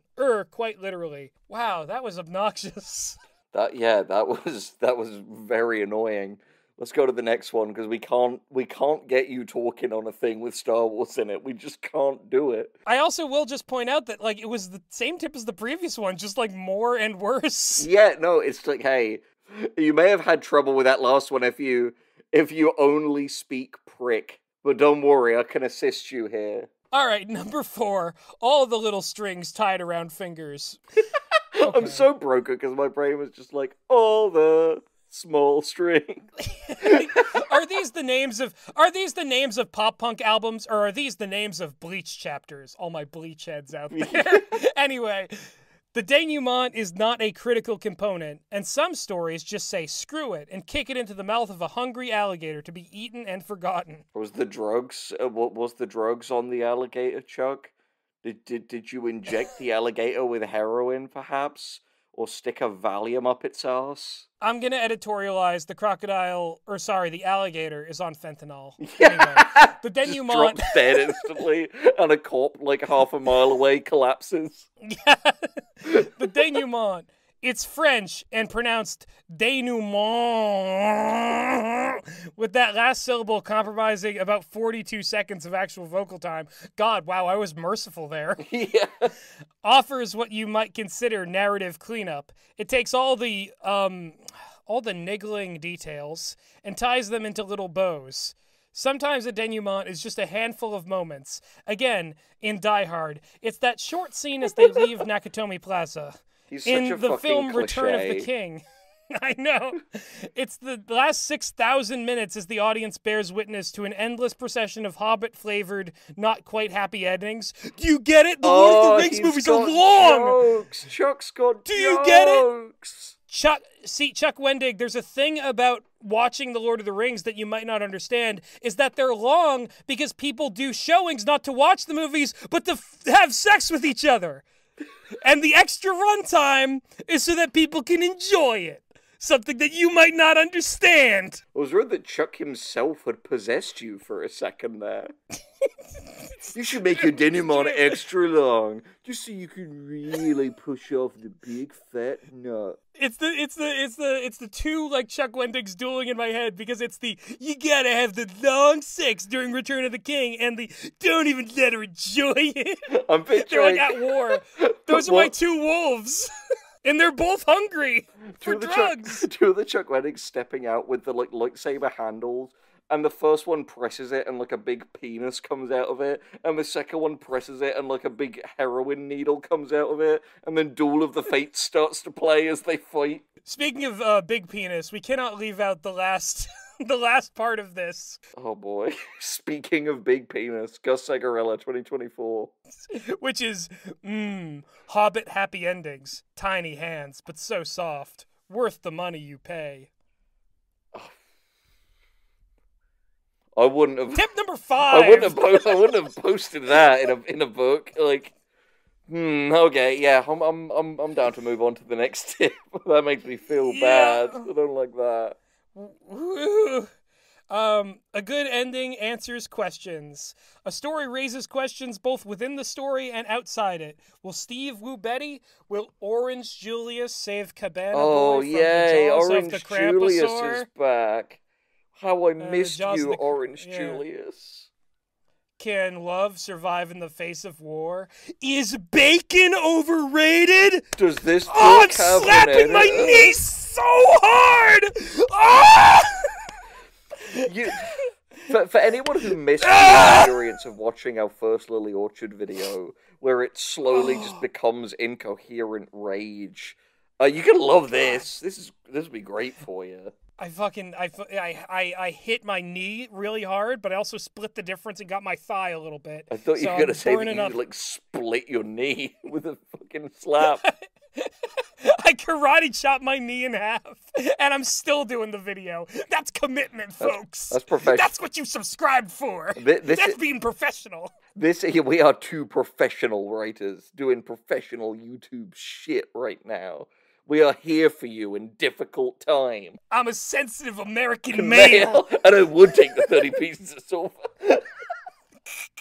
It's Judas Barabbas. All right, what's It's Judas Barabbas. All right, number 6. A great ending asked new questions. So the last tip got neuralized out of my brain. I'm just going to assume that this is different. An author should never be afraid to let an ending offer new questions heaped upon the answers of the old. Yes, the old questions, the one you introduced, should be addressed. But things needn't be so simple. Exposing the truth might force the reader to ask new questions, and those questions are likely to never be answered, unless there's another story in the sequence. That's okay. Hell, that's not only okay, that's awesome. That leaves people thinking about the story. It doesn't close the door and kick them out of the house. It Manchurian candidates those bastards. Yes, I turned that movie title into a verb, and shut up. We noticed, Chuck. Fuck you, Jesus Christ. And leaves the story at the top of the mind. You want people to come away from your story talking and thinking about it, not letting it fall into the dreary fog of forgetfulness. Not the fog! Do not hide unwanted things in the fog. That's where all the unwanted things go, into the fog. It's where the hogs live, the fog hogs. You shouldn't put unwanted things in the fog, and you shouldn't go to meet the fog hogs and hide under them. Imagine if in the Silent Hill 2 remake, there was just like one of the like Covenant guys from Halo in there as one of the enemies, just one of them. How much would that just completely destroy the whole game? I thought you were gonna say that you're walking through Silent Hill in the Silent 2 remake, and you just hear like a guy like wandering around and muttering to himself, and he's like, "Oh, James Sunderland, you gotta not hide unwanted things in the fog." Jordan Peterson is absolutely the kind of guy who would be called to and trapped in Silent Hill. No, undoubtedly, dude, he would still be there. Like, he would have sequels and spin-offs. He would never get out. Be like Silent Hill, Montreal. He's already, like, designed his Silent Hill monsters. Look at Maps of Meaning. There's gonna be, like, dragons it's grandma and, like, with egg the creatures. pubic hair. Oh, no, not the Great Mother. She is all skulls. One of the bosses is, like, the alternate universe of him in that, like, big, like, blowjob boil in the bag chicken machine that they put him in Russia. Yeah, and he'll run into the Chinese milking farm like people that are just like plugged into the machines. Must be. Oh, what are we doing? Like, we're riffing, but like it must be hell to live in his brain. He's not well. Don't take his advice. No, it's really, really true. The man is the wounded healer. Yeah. So, number 7. Time to confirm or deny your theme. Your story is an argument, a thesis positing a thematic notion, an idea, a conceit. The ending is where you, purposefully or inadvertently, prove or disprove that thesis. It's when you say, man will embrace nature over nurture, or true love won't save the day, or, oh, are you ready for the funny one? Are you ready for the funny one? Go Are you ready, on. Henry? Wait, let me guess. Bobo the hobo injected a raccoon with speed, and it killed Snooky, and that's good. Yes, but actually no. Get it? Oh. That's also a meme. Anyway, yes indeed, fruit roll-ups are secretly the leathered skin of popular cartoon characters such as the Smurfs and or the Snorks. I think calling the Snorks popular might be Yeah.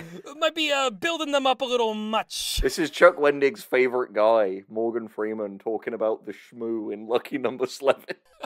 Oh no, not Lucky Number 7. My favorite film as a high schooler who was just starting screenplay class. Are we on to Tip Slevin now? We just finished Tip Slevin. Oh. The rest of it's not important. And now It's just more like Tip stuff about. Slate. It was just more stuff about like how the conclusion should be the conclusion. Number 8, endings don't need to be pat. What?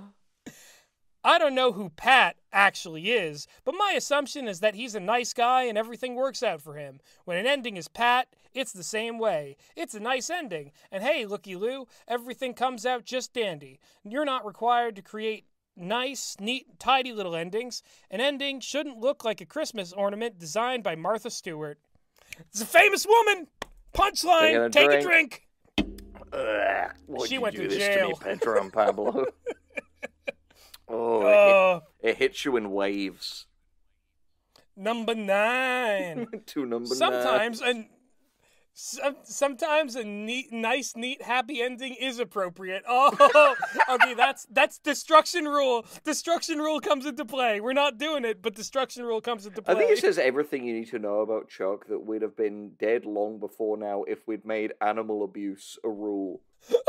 Yeah, that's the thing. Maybe I didn't listen closely enough to those 7 hours when I was coming back through, because there were precedents for that. Yeah. Sometimes, sure, okay, you want a happy ending. Here's the difference, though, between a happy ending and a pat ending.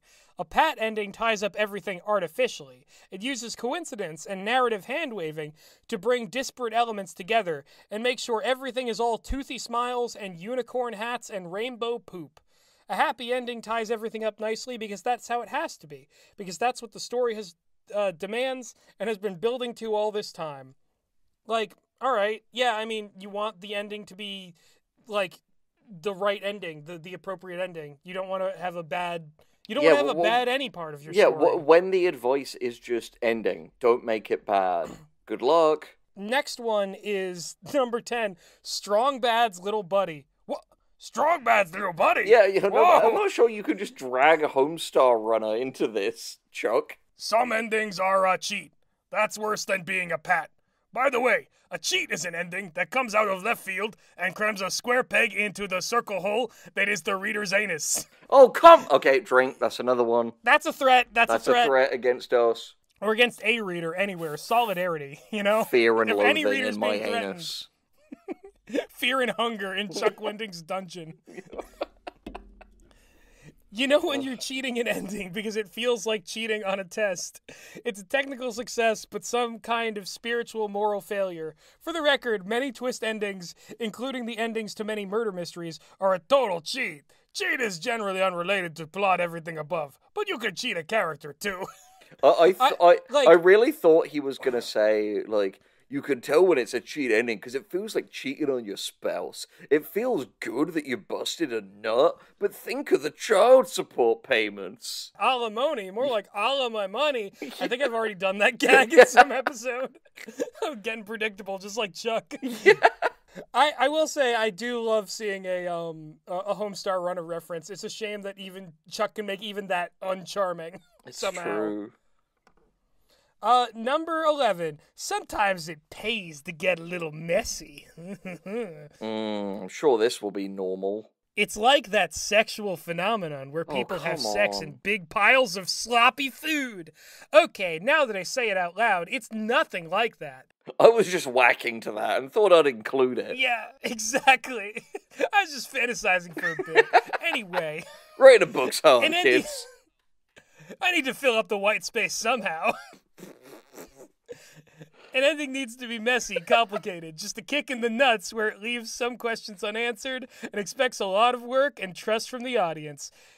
This is a hard ending to pull off, by the way, but you generally know when a story deserves a complex ending because the story itself is complex. A simple fairy tale would do poorly with a messy ending, and a messy moral treatise would do poorly with a neat and simple ending. The tenor of your story should help determine the tone of the ending. That last sentence, Chuck, that's the only thing you needed to say because the last few tips have just been that. And you doing weird shit and saying weird stuff. I feel like when Chuck redrafts, he just uses his dick like one of those, like, whiteout pliers to like, cover up spelling mistakes. That's what all, like, the booze and caffeine and fucking, like, penmonkey magic has done. It's made it come out as ink. Yeah, no, it's like, what Chuck does is, like, okay, I'm gonna write... I need, like, 6 Powerades and a protein shake. Just to make sure that I'm replenishing as I go. Yeah, it's just a concoction. It's like, pens are overrated. I can't do nearly all the fonts I want to do when I'm not using my own tool. Tool that I was born with. My birthright. I call this drink pre-com. Oh, man. This is what he turns us into. Anyway. Tip number 12, final destination. No items, Fox only, final destination. Sorry, that was programmed into me. Anyway. A tip, concoct the ending of your story before you begin writing. Outliners and planners do this already, for the most part, but pantsers may begin without a clear ending in mind. Having an ending, if only that, in mind, allows you to rove all about the map, but still know where the story is going. The knight kisses the damsel, and together they hold hands and drive the jeep up into the dragon's butthole, and everyone explodes. Everything must add up to that. The anal fixation of this man. It's always stuff in arses. It's real Swiss and lolly-pilled. Animal abuse is the 5th destruction rule. Then the 6th is anything to do with the anus. Are these like the 7 seals that will unleash Chuck? The 7th seal of a 7th seal. And once that is opened, the ice hag or something. I don't know. It's lore. Make up the jokes yourselves, guys. Yeah, exactly. Well, we're not here to fucking amuse you. Yeah. Well, actually, we are. Doing my little puppet dance. Do my little dance. Make a little love. Get down tonight. Enough. Okay. Number 13. Ain't over till the fat pen monkey sings and maybe drinks himself into a blackout. Just like us. I gotta say, I'm glad there's no rule about the word pen monkey. Even though this is the first time it came up earlier in the book, it would have been a nightmare. The pen monkeys all live on Penn Island. Oh, that's very funny because it sounds Google like it. you Google said... it. PennIsland.com. Anyway, all that being said, no ending is written until it's written. Conceiving of an ending before you write the story does not somehow mystically lock you into it, trapping you in a sigil-ridden prison of your own design. It's just an idea. Once you get there and cross that threshold, you'll see if the ending stays or if a new ending has written itself into existence. In my experience, some piece of the original ending tends to remain even if the rest changes. Chuck Wendig, bravo, you did a good tip. Yep, it is perfectly serviceable. Now on to... That is a fine tip. 13, unlucky for some. 14, actually. That was the third. So, unlucky for Chuck Wendig is actually a reasonable tip. No, it's true. Chuck Wendig would be more like unlucky for calm. Anyway, number 14. Dominoes tumbling ineluctably forward. All right?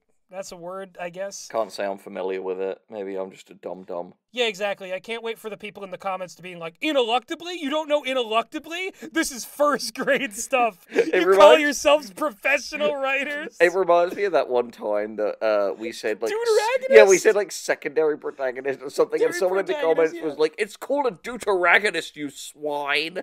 It's a deuteragonist, you filthy Philistine! Die! Give me all your subscribers and your YouTube channel and your friendship and your love. Please marry me. Gets down on one knee. It's like, what's happening here? Whoa, I didn't know what you wanted, and I still don't. This is a joke you're gonna need to bleep, Gus, but, That guy is just trying to figure his shit out after he... Henry, some of my favorite jokes of yours have been jokes that have been bleeped, because the thing is, the audience will never know how funny they are, but I can live with that. Yeah. They'll just know that you're very funny. Season 2 like, just implicitly. came out, boys. Already. An ending should feel natural, like it's the only ending you could write. That's nonsense, of course. You could have theoretically infinite number of endings. One where Bobo the Hobo kills Snooki. Yeah, well, no. But as you write, all the elements will start to feel like they're moving towards one thing, one place where they all intersect.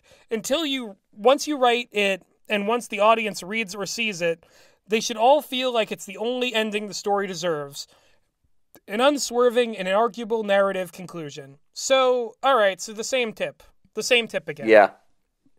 It's the good old... I gotta say, for all of the things that are bad about him, he's an ardent environmentalist, because this man is an absolute king of recycling. Absolutely. It's a shame that he does it on 2 separate pages, one-sided, not double-sided, of the book that presumably also has a physical copy. This fucking guy. The trees that died to have Chuck Wendig's words stain their corpses. The Lorax is like, what the fuck, man? Like, I was being diplomatic with the Onceler. And Chuck just grabs the Lorax and throws him into the printing machine, so a couple of copies of the books just have like an orange smear across some of the pages. The Lorax is like, he's given the Barbaloots barbiturates.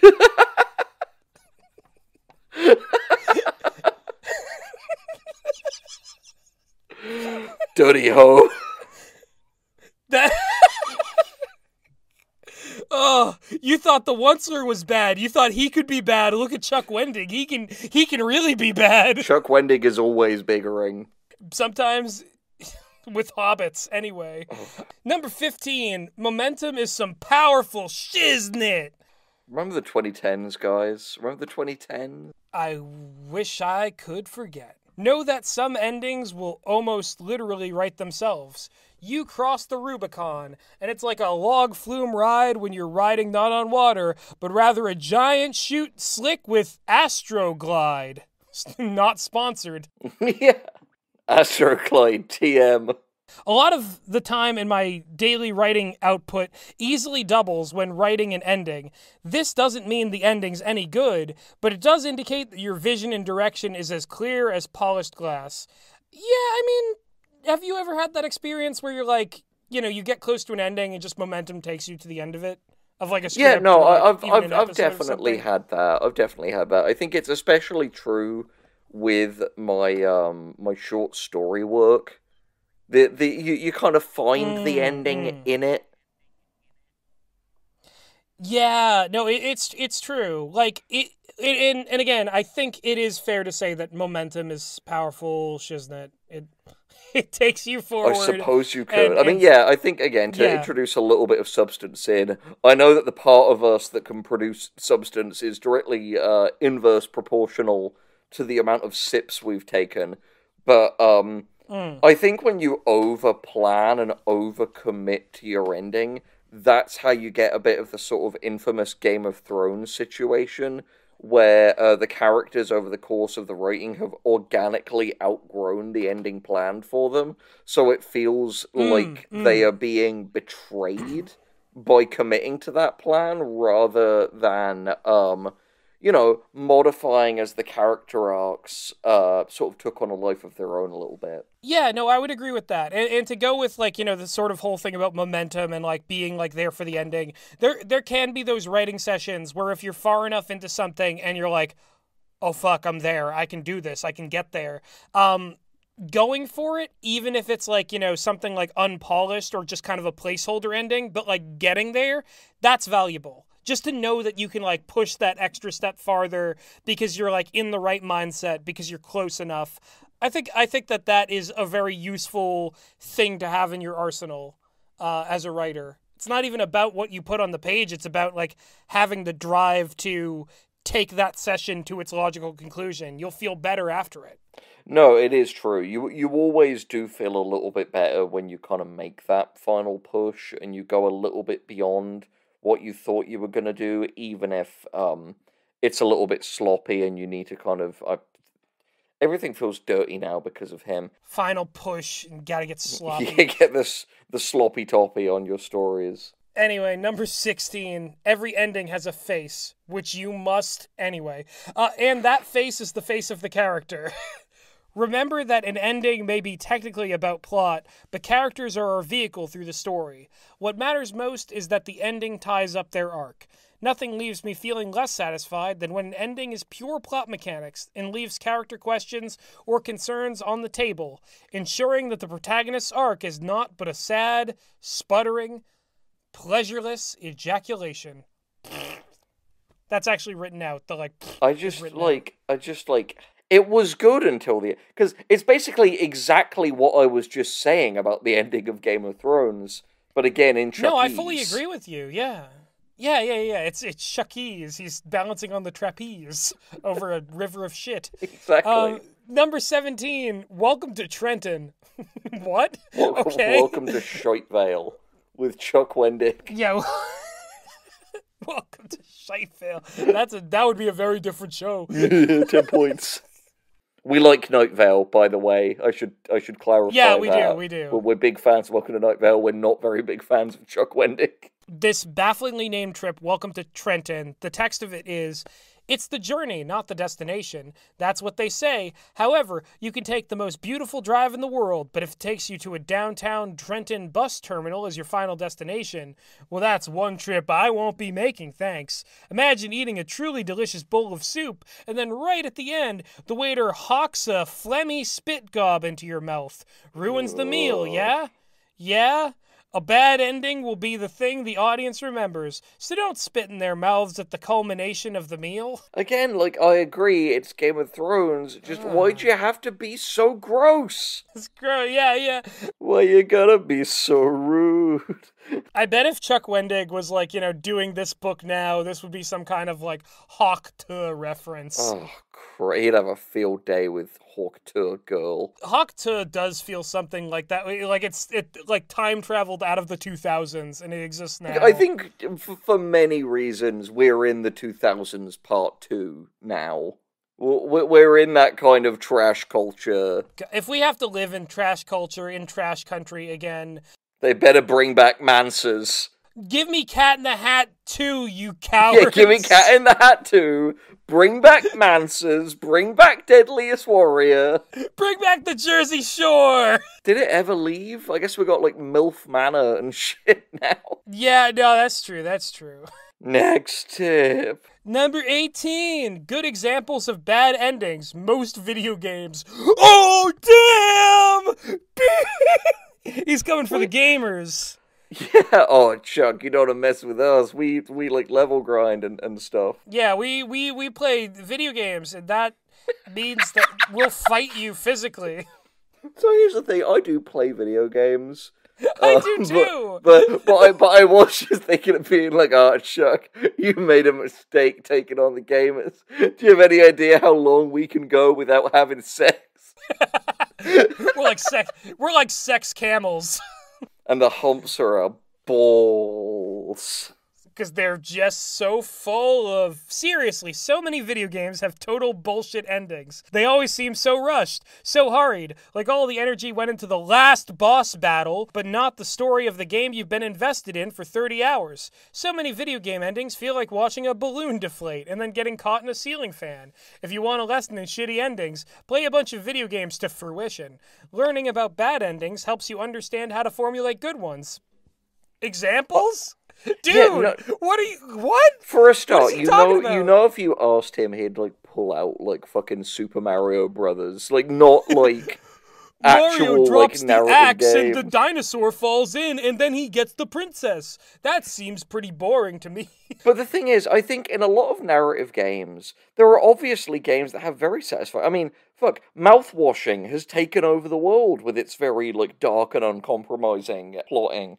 and we're actually going to have a video essay that talks about it soon. I don't want to like belabor like the Last of Us series because that's everyone's go-to like games or art, yada yada yada. But I'd say something like that I still have a lot of fondness for. A very short game, but I think fulfilled its premise to like the absolute like extremity of it would be something like Doki Doki Literature Club. I think that for the time investment provides you like a complete experience.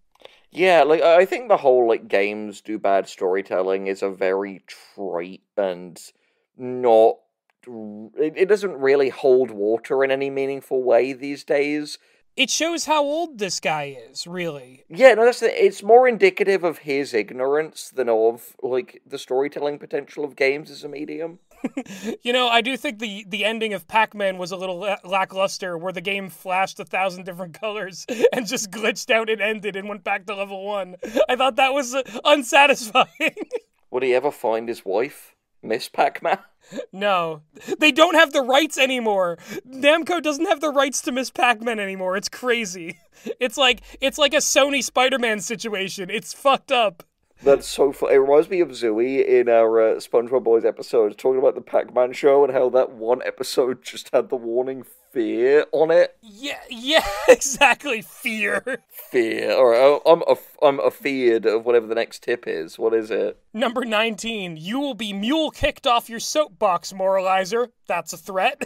Alright, I'm drinking it. What drug did you inject the mule with? Mogadon? Mescaline, maybe? Exactly. The mescaline mule?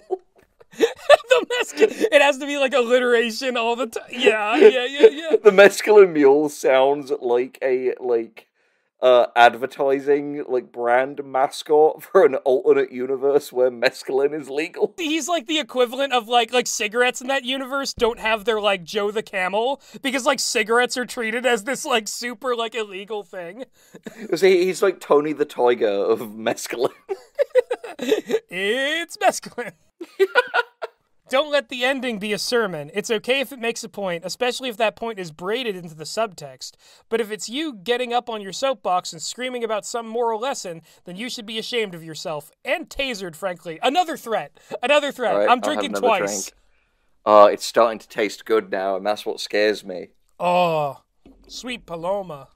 It's like poison, but I want more of it. Exactly. It's the expression of Thanatos, the death drive. As opposed to Eros, the love drive.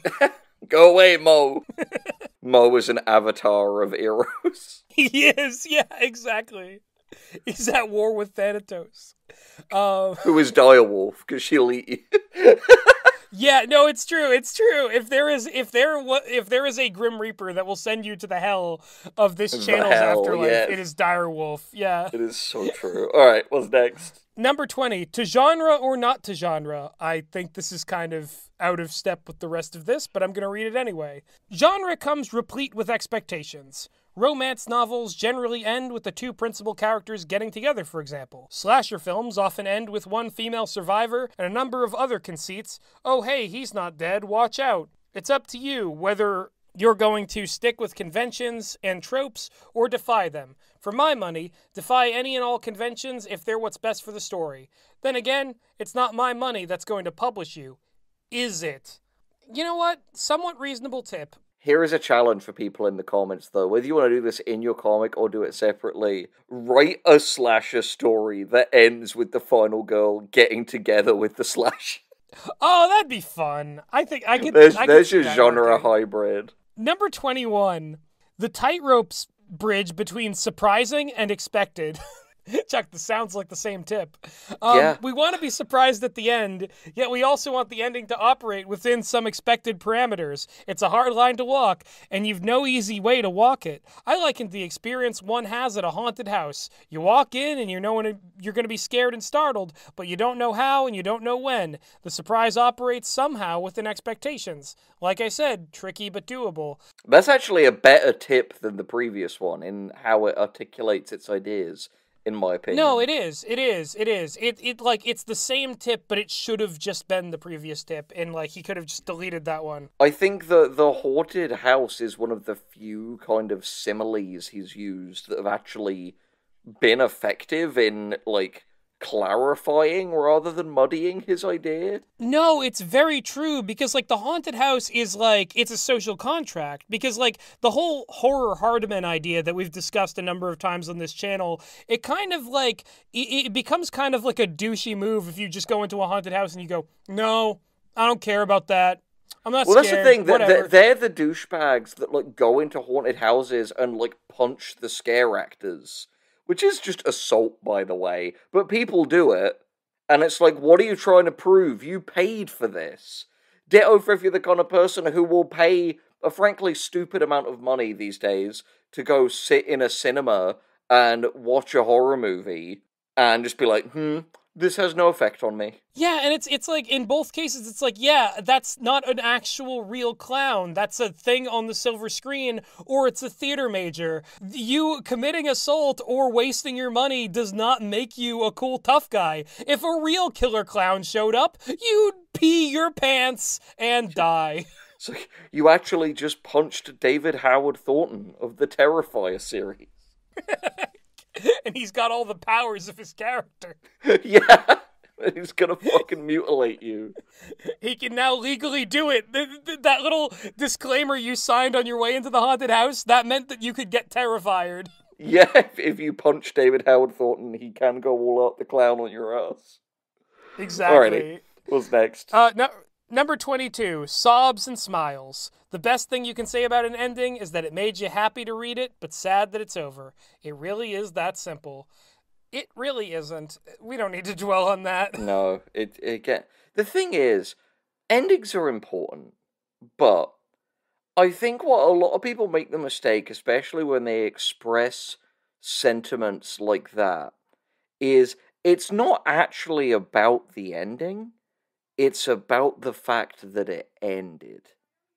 You know, in other words, Yeah, no, it's true. when people feel melancholy about endings, it generally isn't so much because the ending was melancholy, it's because the journey is over. They don't get to spend any more time with these characters or in this world. And that's what creates that lingering sense of like, man, I'm so happy I enjoyed this. I'm never going to be able to do this for the first time again. Well, to use an example from, Chuck Wendig's loathed video game stories, there are a lot of moments in, like, RPGs, like, at the very end, after you, like, defeat the final boss or do whatever final objective. The Persona series does this, some of the Final Fantasy ones do this, Undertale does this, Earthbound does this, where you get kind of a, like, tour of the entire world, and you can kind of say your last goodbye and get closure with each of the people you met along during your journey. And it's this really like nice way of being like, hey, the challenge is over, but if you still feel like you need a chance to say goodbye, this section of the gameplay is here for that. Yeah, it's like how Undertale, like, straight up, like, chastises you through Flowey for wanting to replay and do different things after you've gotten the characters their happy ending. It's a legitimately, like, really, really deep game. And obviously, with all of the Let's Plays that are out there and how big and popular it is. Yeah, it's not a hot take to say that Undertale is a great game. No, but I was going to say, like, more than that, like, almost nobody is going in blind and sort of creating their own ending. They kind of know the multiplicity of things. But I think the beauty of the design of the game itself in that, the characters you spare or form a connection with, like, that's all down to your choices and your intuitive connection with the world. And to be a person who goes in and plays Undertale blind, that seems like a sublime joy because it's actually like a really good game. I have a strange diversion on this, something I've been thinking about lately. Oh, okay, I've noticed, and have you noticed a lot of videos kind of popping up about how Minecraft was, to some people, kind of an eerie game at times? People are especially talking about how, like, kind of peaceful mode and the sort of loneliness and emptiness of it gave them a unique feeling of kind of unease as well as melancholy. Which is natural with the fact that we're seeing a lot of people who were the, like, I guess OG or, like, second generation Minecraft players reaching certain ages. I think Minecraft is a really unique game in its narrative and its ending are when you choose to stop playing, and the circumstances in your life around that will forever inform how you feel about it. And I think it's very unique and interesting in that regard. But on top of that, the reason why I think so many people find Minecraft kind of eerie, why legends like Herobrine popped up, why people have this feeling that they're being watched when they're walking through an empty Minecraft building or tunneling. My theory is that it is a game that, to play it to its full potential, necessitates that you bring your imagination with you. And as such, you're more likely to impose these kind of narrative elements on the game, even when you know they're not there. Like, you know nothing's watching you, but you're in an imaginative state. So you're picturing, you're like making these stories in your head while you're doing it, that you're not alone, that someone is pursuing you here. And that, I think, is a really interesting way that you can get these kind of personal emergent narratives in games that don't even have stories as such. Yeah, because I remember a lot of the platformers I played as a kid, I had similar like sort of ideas about what lurked in the world and like beyond the boundaries. The difference between that and Minecraft is that no two Minecraft worlds are going to come in the same way. Your world will have depths that no one else has ever seen before, and you're going to be the person interacting with it and discovering it all for the first time. And that is going to lead to you, you know, forming this unique connection with between your like mind and imagination and kind of untapped unconscious and this boundless procedurally generated world that you are essentially the prime mover in. Yeah, I honestly think all of this proves that, like, everyone is an artist, everyone is creative. Oh, absolutely. What we're trying to do is just get you off the bench. Exactly. Like, I think everyone has it in them to at least, like, tell some sort of story about themselves. We're storytellers by nature, but I think there is a medium out there for everyone. And it may be writing, it may not be writing. Writing is something that is, you know, intuitive to people who, like, want to use, like, language in a specific way to get things across, but it doesn't have to be your way into creativity. It can be, but I think that, like, regardless of what it is, people do have a spark inside of them. Yeah, it's what Robin Williams called the little spark of madness. Again, our new motto on this show: we don't want better writers, we want more writers, because more writers equals better writers. Because the more you write, the better you'll get at it, especially if you do so conscientiously. But maybe not if you're writing a bunch of tips, like Chuck Wendig. And here's number 23. Oh boy. It's calling from inside the house. If you're having trouble figuring out the ending, it usually means that something is wrong earlier in the draft, maybe all the way back to the beginning. This is a common screenwriting truism, where many will suggest that a problem with the third act indicates problems in the first. This is sometimes true, but I imagine it's just as likely that you might have a problem smack dab in the middle or even in the run-up to the final act. It's like sciatica pain. I've got pain radiating down to my whittle toesy woesies because of a nerve getting rubbed the wrong way somewhere in my goddamn hip. The location of the pain is not always the cause of said pain. You were doing so well, Chuck. I would even say that maybe he wasn't, because, like, the thing is, yeah, sometimes a thing can have problems, you know, structurally. And when you get to the end of the first draft, that's usually a given. That, like, you know, there's somewhere in there that, like, where you are now, you would go back and do it a little bit differently. Well, no, to stillman him a little bit. All right, yeah, please. It's the same as that classic Tumblr writing advice of the problem is almost always like 10 pages before. You know, it's the fact, not the idea that once you're done there will be things you should change. If you're thinking, the ending of this doesn't feel right, and no matter what ending I pick, it somehow doesn't feel right, that is generally a good indicator that a wrong path was taken earlier in the thing, and you've got to backtrack until you find the thing that is blocking you off from the right ending. No, you're right. You're right. This is a if you write yourself into a corner, back out of the corner moment. But he's hard to pass because of the way that he chooses to write shit. Yeah, it had to be about his sciatica. Anyway, number 24.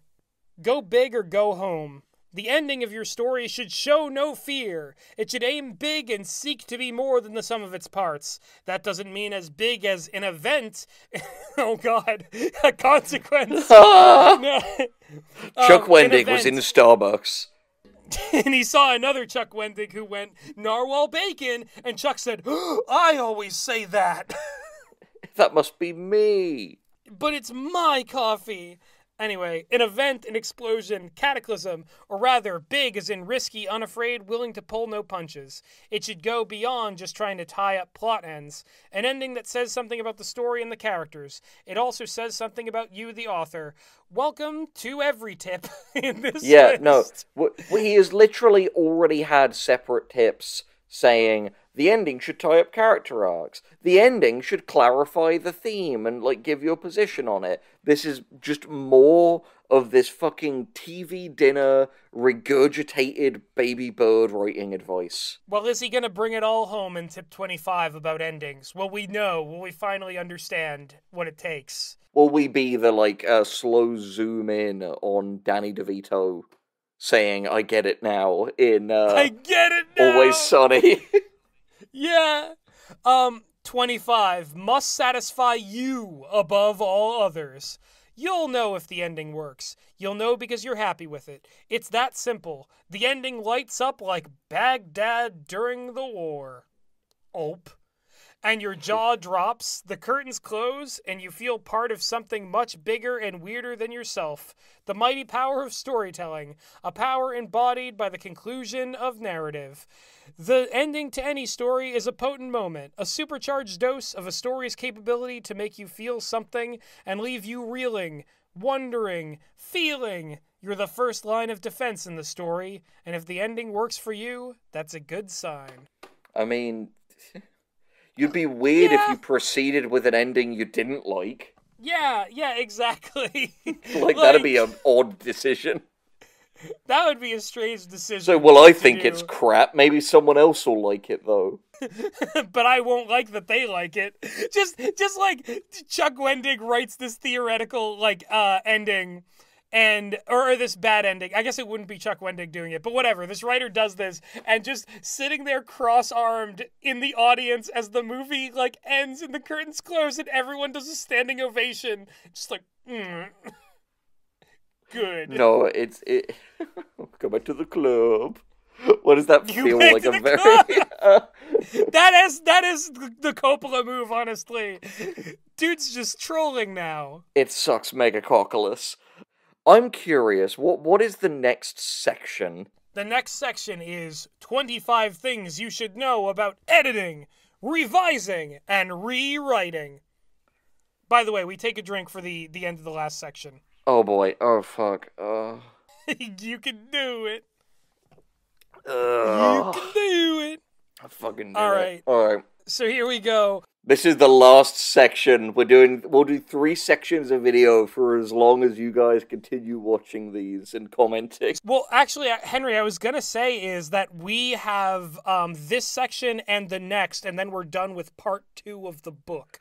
So I do not have it in me to do 2 more sections. I can't do it. I'll do 1 more today. And that'll put us over the 3, because it roughly works out to like an hour and 10 a section. Yeah, no, it's true, especially because we're going like granular with these. Because he forces you to, because every single one is so horrible. This section, which will probably be the last for this video, is 25 things to know about editing, revising, and rewriting. Thank you for getting this far into the video. Again, do not drug the animals, and, tell us what your favorite tip was, if any. You gotta stop touching the children. Alright, let's go. Number 1, forging the sword. The first draft is basically just you flailing around and throwing up, which is what I'm going to be doing right after this recording. Yeah. All subsequent drafts are you taking that barf and molding it into shape. Except, ew, that's gross. Okay, let's pretend you're the Greek god Hephaestus then. You throw a lump of hot iron, and that's your first draft. The rewrites are when you forge that regurgitated iron into a sword that will slay your enemies. Did Hephaestus puke up metal? He probably did. Greek myths are weird. This book is weird.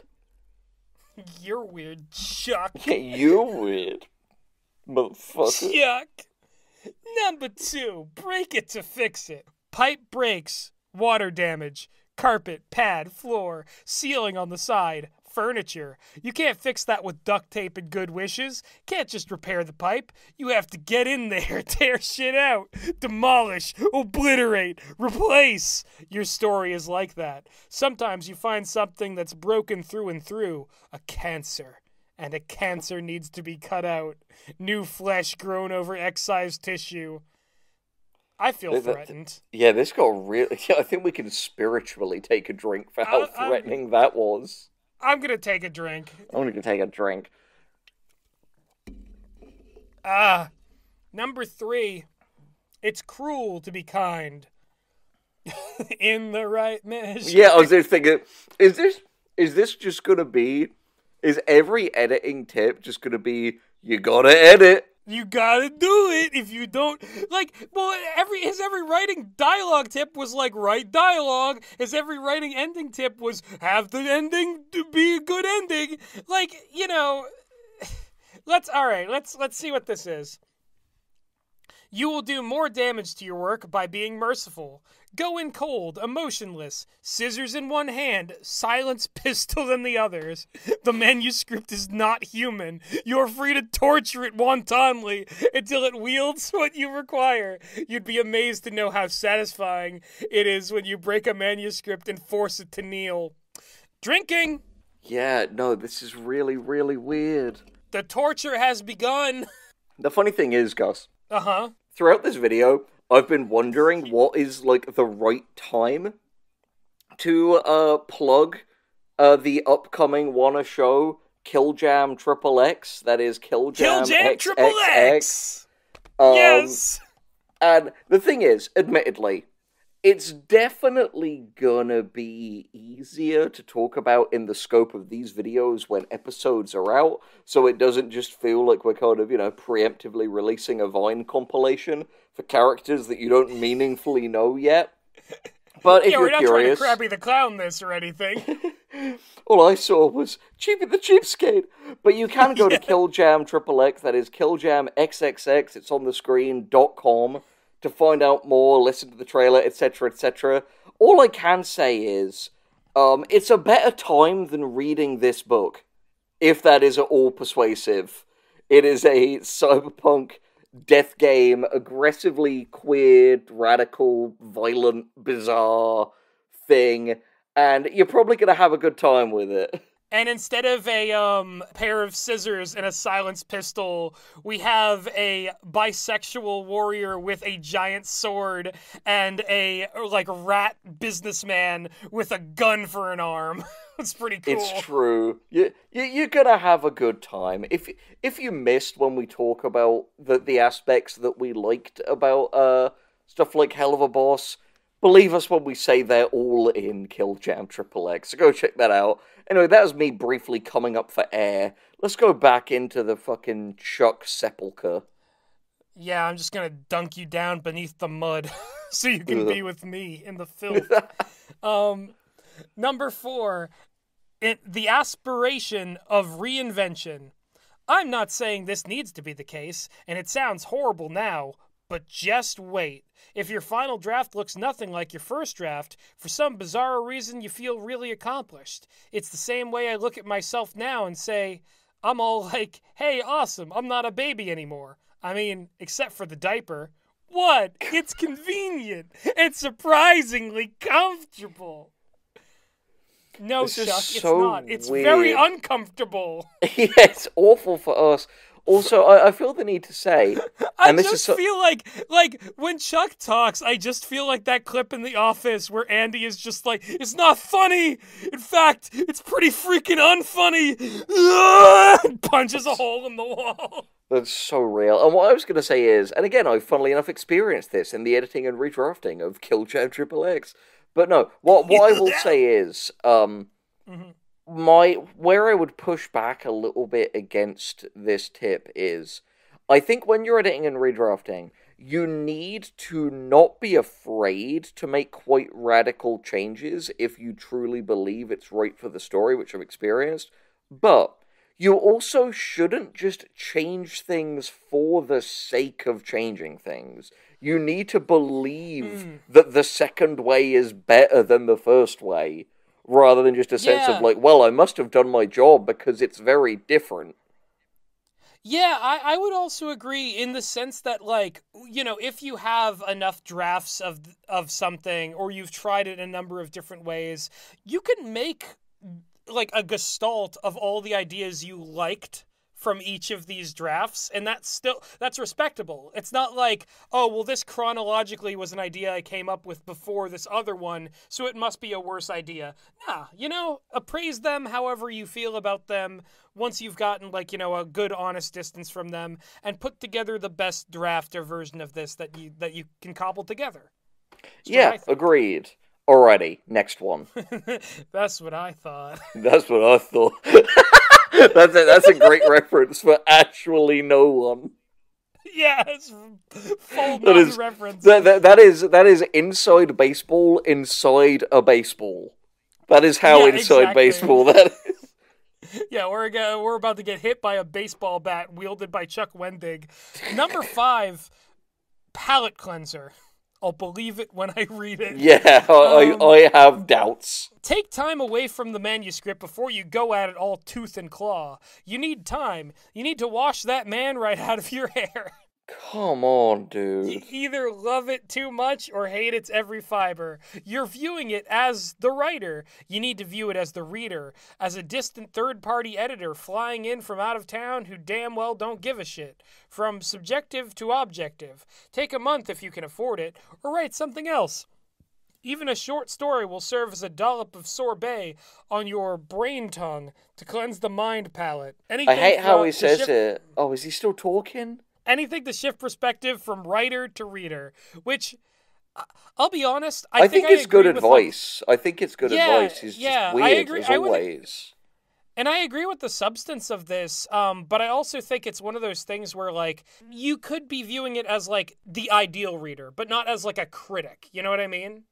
Yeah, I think most of all, what he is absolutely correct in saying is that, positive or negative, in the process of writing a thing, you get too close to it to view it with any kind of objectivity. Yeah, and you gotta step away sometimes. I think the best way I heard it said was, and I can't remember if it was Brian Koppelman or someone else who said this, but you have to take long enough away that you can forget the intention behind the words. Yeah, that has served us both well in a number of different ways with our stuff. Yeah, because again, that's when you start to see what's there and not just what you intended to put there. Naturally. Number 6, the bug shit contingency. Why you gotta do this to us, buddy? You'll know if it's not time to edit. Here's a sign. You go to tackle the edit, and it feels like your head and heart are filled with bees. Dr. Bees! Mr. Bees! Mr. Blue. Just all of the sirs and misters of the world. You're thinking of either just walking away forever or planting a narrative suitcase bomb in the middle of the story and blowing it all up to HE double hockey sticks. That means you're not ready. You're too bug shit to go forward. Ease off the throttle, hoss. Come back another time, another way. Cool down. The thing is, again, can't believe I'm saying this. I do with agree that. with him. There are Yeah. literally, like, I have a rule, just for life in general, which is Yeah. no major decisions after 9 p.m. You know what's really funny? Not only is it, like, it's very much past 9 p.m. for me, but I do think it is really funny that the more we drink, the more reasonable Chuck Wendig seems to become. Yeah, I think he's a writer who looks best through beer goggles, it must be said.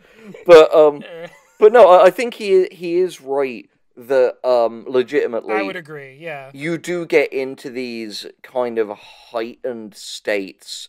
Like, again, with Killjam, there have been multiple times where I had these, like, brain attacks where I was like, burn it all down, it's fucking crazy, we can't do this. And in those times, you will be very much served by having friends and loved ones who kind of metaphorically pull you back from the ledge and just say, okay, you gotta stop thinking about this for a bit, make a decision later. And it is a rare piece of Chuck advice that I do think really holds water in that regard. And strangely, honestly, not a piece of advice I often hear, which is another thing that makes it quite strange to experience in this video, because it's like, wow, that's quite an original piece of advice from Chuck. Yeah, no, I would say so. Is that, like, you know, but it's something that we've found is really true, is that when you're building anything with a big enough scope that you're, like, so close to, you're going to have a lot of moments of crisis in proportion to how big it is. And, you know, being able to mitigate that through some amount of distance or through some, like, willingness to, you know, just get yourself out of that mindset. Get yourself, you know, out of the bug shit. Get the bees out of your heart and head. That's Use a pair of scissors.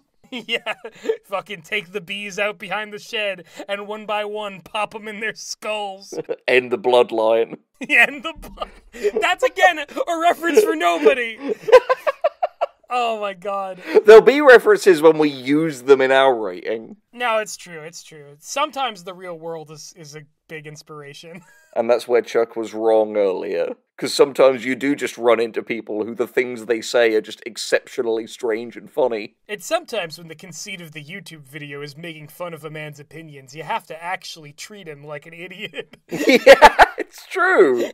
It's true. I just think that's my nuanced take on the fact. This could change everything. Number 7, the proper mindset. Editing, revising, and rewriting require a certain mindset. That mindset is, I am excited to destroy the enemy that resists good fiction. I am ready to fix all the shit I broke. I am eager to shave off barnacles, burn off fat, and add layers of laser-proof steel, and get this bastard in fit fighting shape so that no other story may stand before it. You gotta be hungry to rend the flesh from your own work in the name of good storytelling. Man, I'm so scared at how much I'm finding myself kind of agreeing with Chuck Wendig right now. Yeah, that's the thing. It's like, I'm like, wow, I that's pretty inspiring, man. Because the thing is, where I agree with Chuck on this is the absolute wrong mindset to go into an edit with is, oh man, I hope it's really good. I hope I'm not going to have to change too much. And I think also the wrong mindset is, oh, this is going to be complete shit. I bet I'm going to have to throw the whole thing out.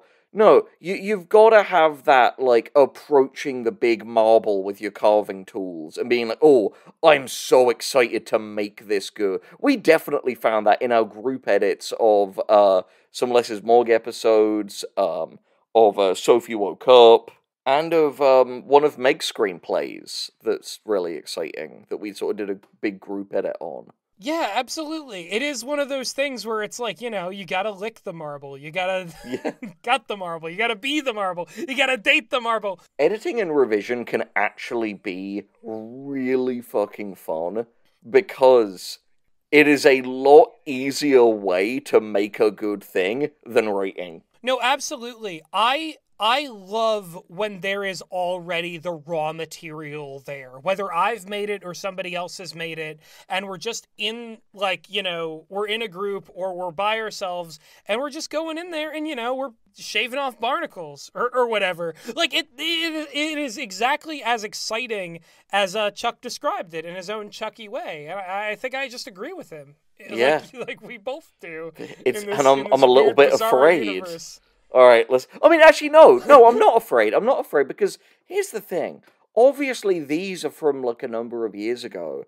If you go onto the Patreon, we reviewed a section of 10 more recent Chuck rating tips that he put on his blog that were all quite solid. Yeah, we know what this man is capable of. He's capable of reasonable nuance. It just wasn't in the time of bacon monkey back in this day. As we've expressed in our own videos, dissecting our own former stuff, like the two professional writers are so over. Yeah, we're not perfect. Like we have, like, committed to too many tips, or like tips that don't make sense and hold up to scrutiny. Except for tip 33. If you have a real example, like, from a real thing that contradicts tip 33, put it in the comments. No one has, no one will, but try it. Please if you don't know what tip 33 is, you're normal.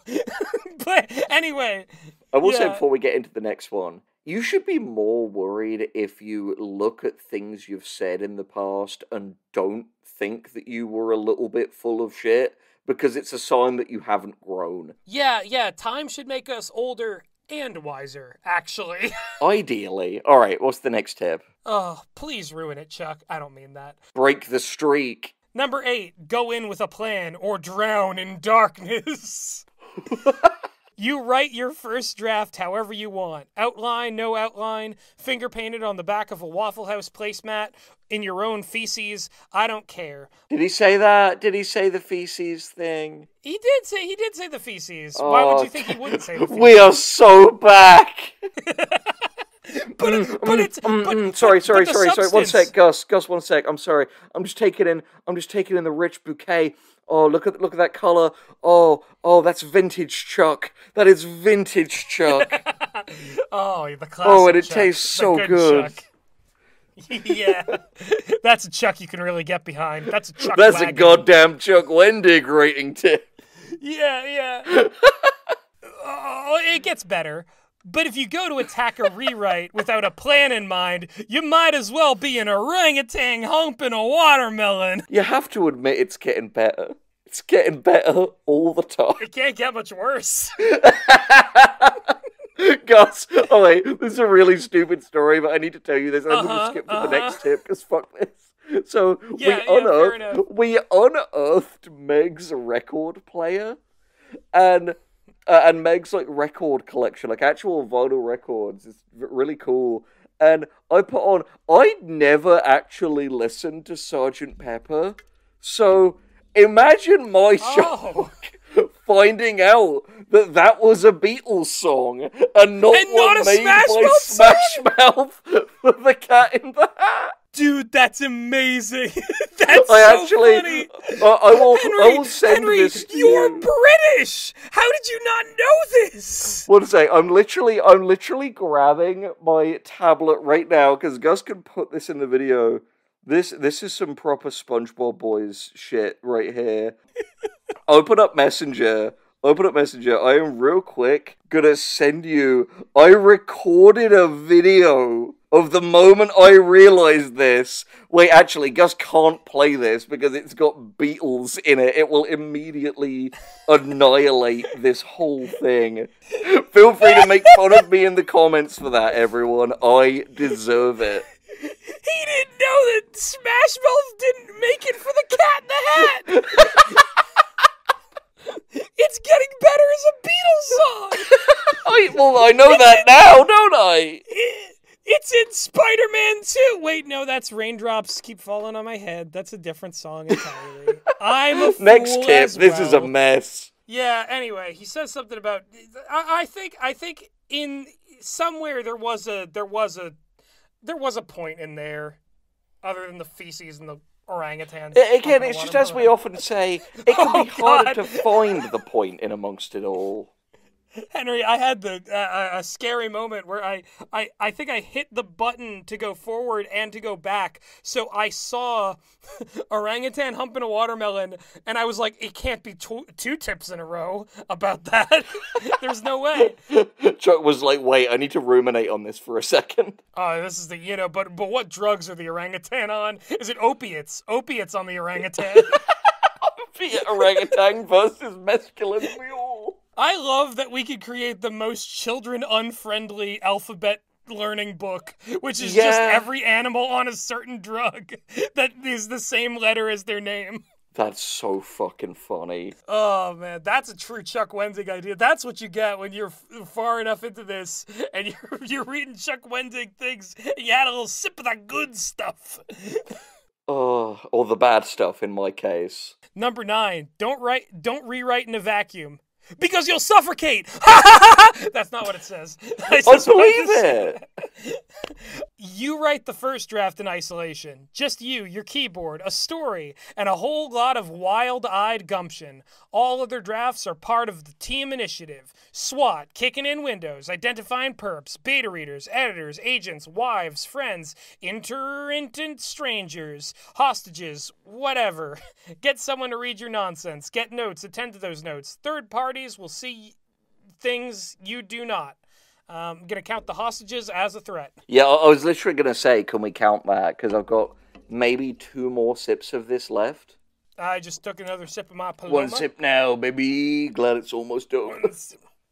All right. Because I don't have to admit it's getting better, because it's not. I think, actually, before I move on to the next tip, I think, writing the first draft in isolation, it can work sometimes. I think it might be worth doing. As when it comes to producing things on their own, maybe there is a period of time where you need to go and do it by yourself, and then once you have the raw material, you get the forge masters that and they come together and they make it good.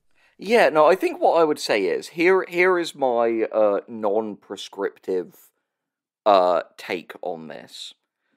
Do as much alone as you possibly can. Which is to say, do it up until the point where you are like, what would I put it? Where you would think, okay, I literally cannot progress beyond this without some kind of outside counsel. And I would say also, because we've experienced this in our team, I think all of us have at one point or another, it can be really dangerous to ask for feedback too early. Yeah, because I was about to say that, the opposite can be true as well, because this is applied to, some of my screenplays and some of my other projects, where, I've shown off, early drafts or early pages or, act 1 or 2 of something, and then there comes to be a certain point where it's this is the big stretch until the end, and everything from here till the end, that has to be all me. And it's difficult. It can be especially difficult if, you really were struggling and you really felt like you needed help. But you get in there and you're one way or another, we're getting this raw material because it's only going to make sense on the other side of it when there's something tangible. Here. Alrighty, next tip. Number 10, embrace the intervention of notes. When you get notes, it's tough. It's like coming home and being surrounded by friends and family who want you to sit down and listen as they talk about getting you unfettered from your addiction to obscure 80s hair bands and foul Lithuanian pornography. But listen to those notes. I thought it was going to be from obscure 80s hair bands and meth. Yeah, you don't take the meth, you just give it to animals. Yeah. Any animal will do, really. As long as their name begins with M. That was my favourite song from Joseph and his Technicolor Dreamcoat. Any animal will do. And it was while Joseph is injecting all the donkeys with fucking heroin. See, I'm just thinking of Meth Mammoth and how that might be the most powerful creature. That's the sequel to Cocaine Bear. Sorry, the prequel. I know. Don't know what my brain reacted to that with. I know how Bernie can still win.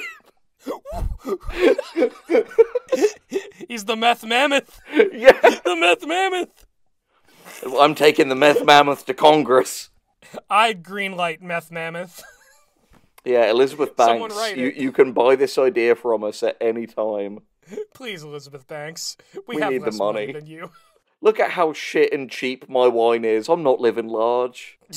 Yeah, he's drinking a foul I'm drinking concoction. Pedro and Pablo. It's almost as foul as that Lithuanian pornography that Yeah. Chuck Wendig apparently has been addicted to.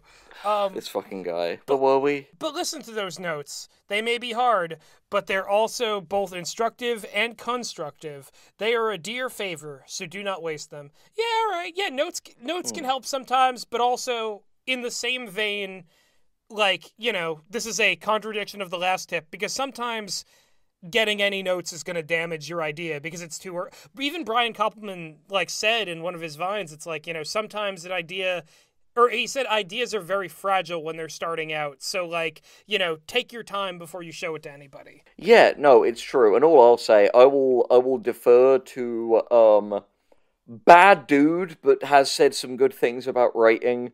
Unfortunately, we're returning to Mecha Neil Gaiman, who again, bad dude, but I do think he was right when he said when someone says that they have a problem with your work, they're almost always right, and when they tell you how to fix it, they're almost always wrong. So you should listen to people's honest impressions of your work, but you've got to do the thinking within the scope of your own intentions on how to address them. Yeah, and again, the Neil Gaiman is a good example of someone who, a horrible person. We had a lot of milkshake ducks in this episode, huh? No, it's true, but I'd say that, we started out this series almost with, a foul milkshake duck who's only gotten more terrible over time in Lily Orchard, but she has occasionally throughout our entire knowledge of, her writing and stuff, she's made decent points. However, that does not excuse any of the real bad behavior that she's gotten up to. And we're not going to comment on that the same way we wouldn't comment on, Neil Gaiman's shit, but it's worth, pointing out that sometimes, the worst person is going to have a good point, like that meme. And it will be devastating. Exactly. All right, next tip. Number 11, but also, check your gut. It wouldn't be a Chuck Wendig tip if we didn't do the triple contradiction. Woo! Do we even have to... there is nothing he's going to say in this tip that wasn't what we just said. So I reckon we can blaze to the next one. Then I will just give a single sentence from this without any context to you. The viewers may see it, and they may dread it, but you must know it. Welcome to Chunderdome. Oh, God. That's where I'm going after I'm finished drinking all this shit wine. Yeah, I'm going to the Blunderdome. God. Okay, what's next? Go for it. Number 12. When in doubt, hire an editor. Editors do not exist. Does this book have an editor? Bartender! Just get over here. Just give me another drink. I don't care what it is. It feels like that David Hasselhoff video where he's shirtless and has the burger. Do you remember that one? Where he's really drunk. It's good. Alright, so editors do not exist to hurt you. They exist to hurt your manuscript in the best way possible. They are arbiters of the toughest, smartest love. A good editor shall set you and the work free. Yeah. They don't work for free. But yeah, yes.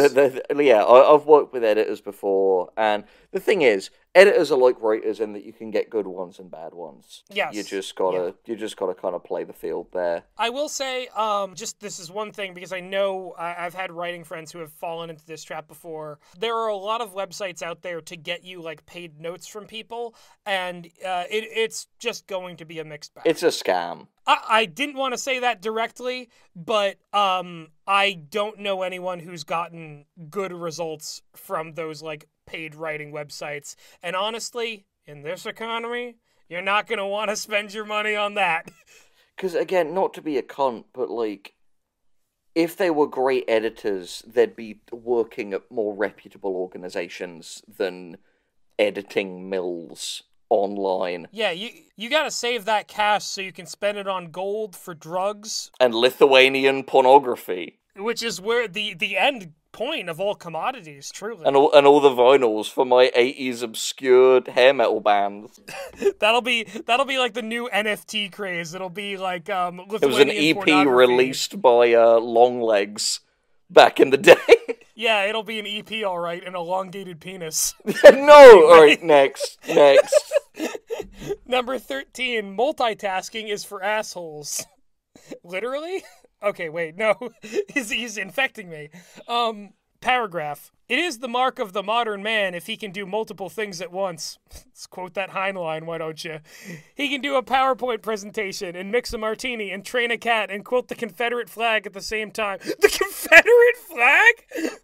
Did you know that before he changed his stuff, our boy Ja, his outro theme was like a parody cover of that The White Man Marches On song. Is it the Confederate battle hymn? The glory of the cleansing of you two. Yeah, what a cringe lord. I think most people who like that song today are like actual neo-Nazis. And that's not me pulling strings. Like, that song was sung by a character in American History X. The weirdest thing with that is that it feels like the signs were all there and we're in this, like, the ending of The Emperor's New Clothes. Like, the denouement, if you will.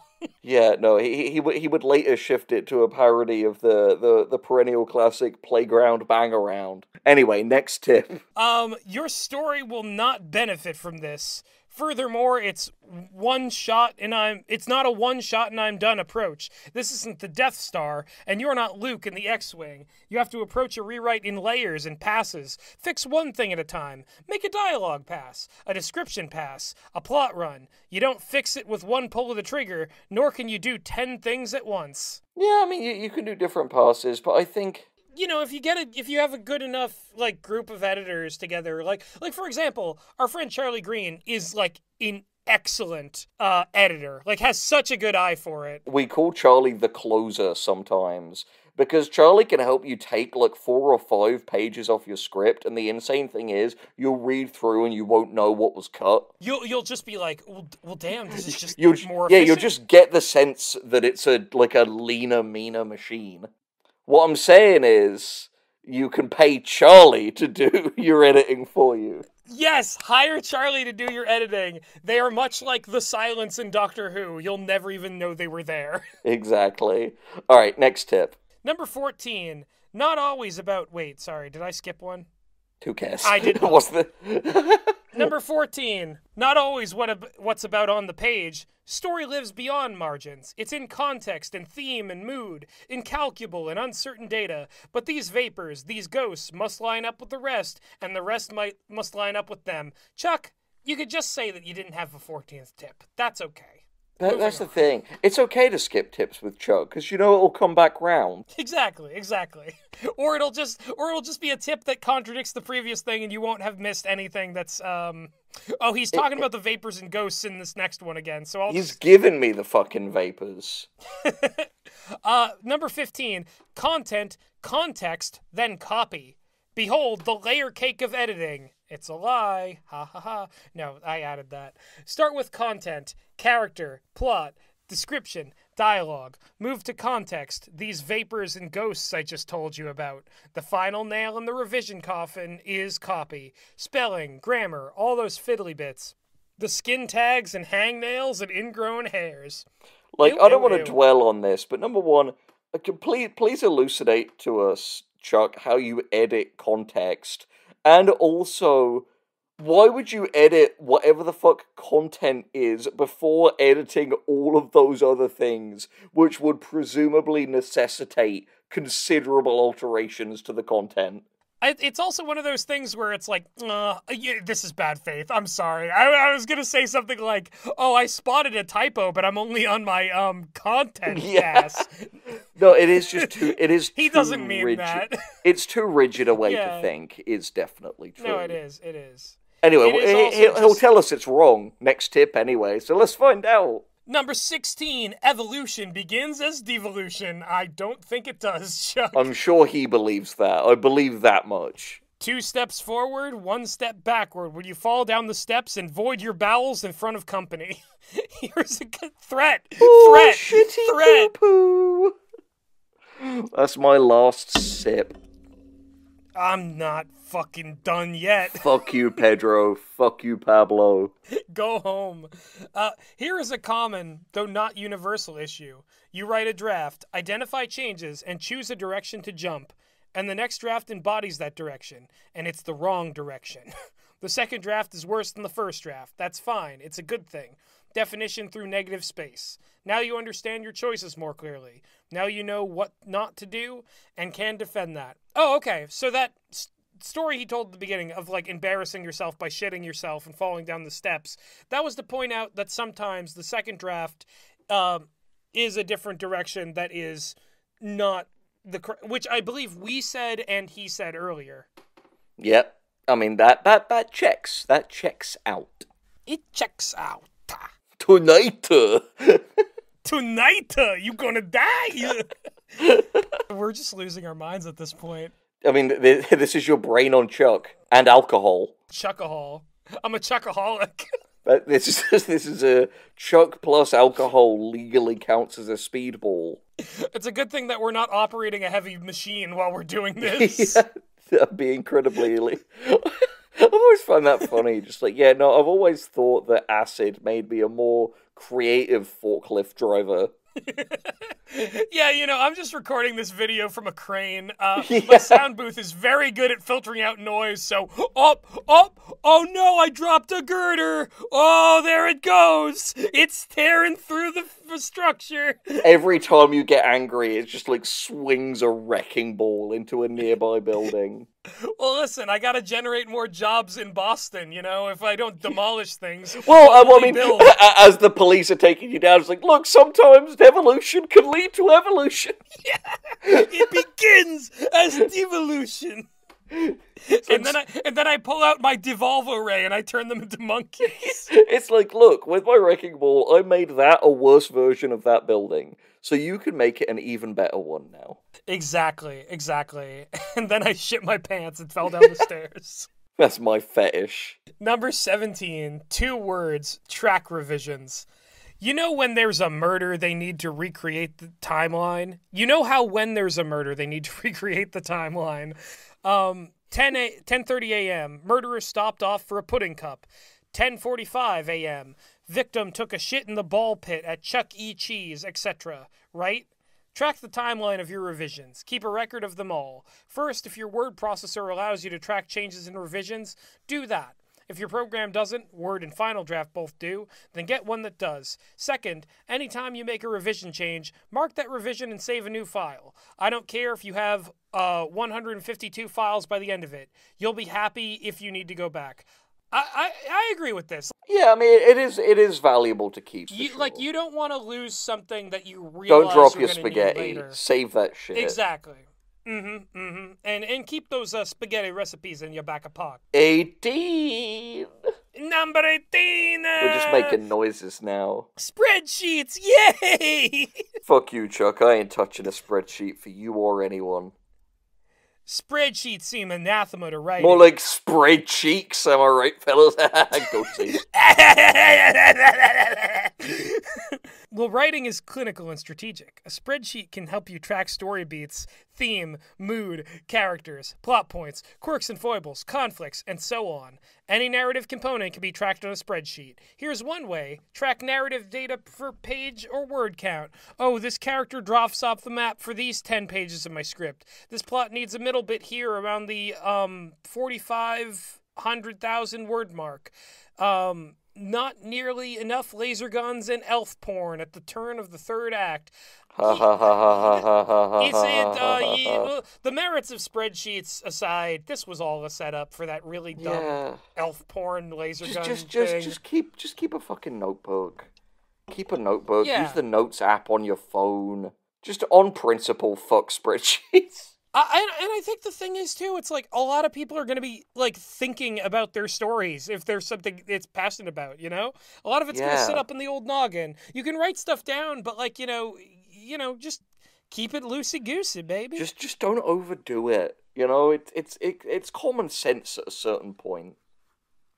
Yeah, like, sometimes you'll end up with, like, I don't know, a dozen Google Docs that it's like, well... Full of elf porn. Why stop at a dozen?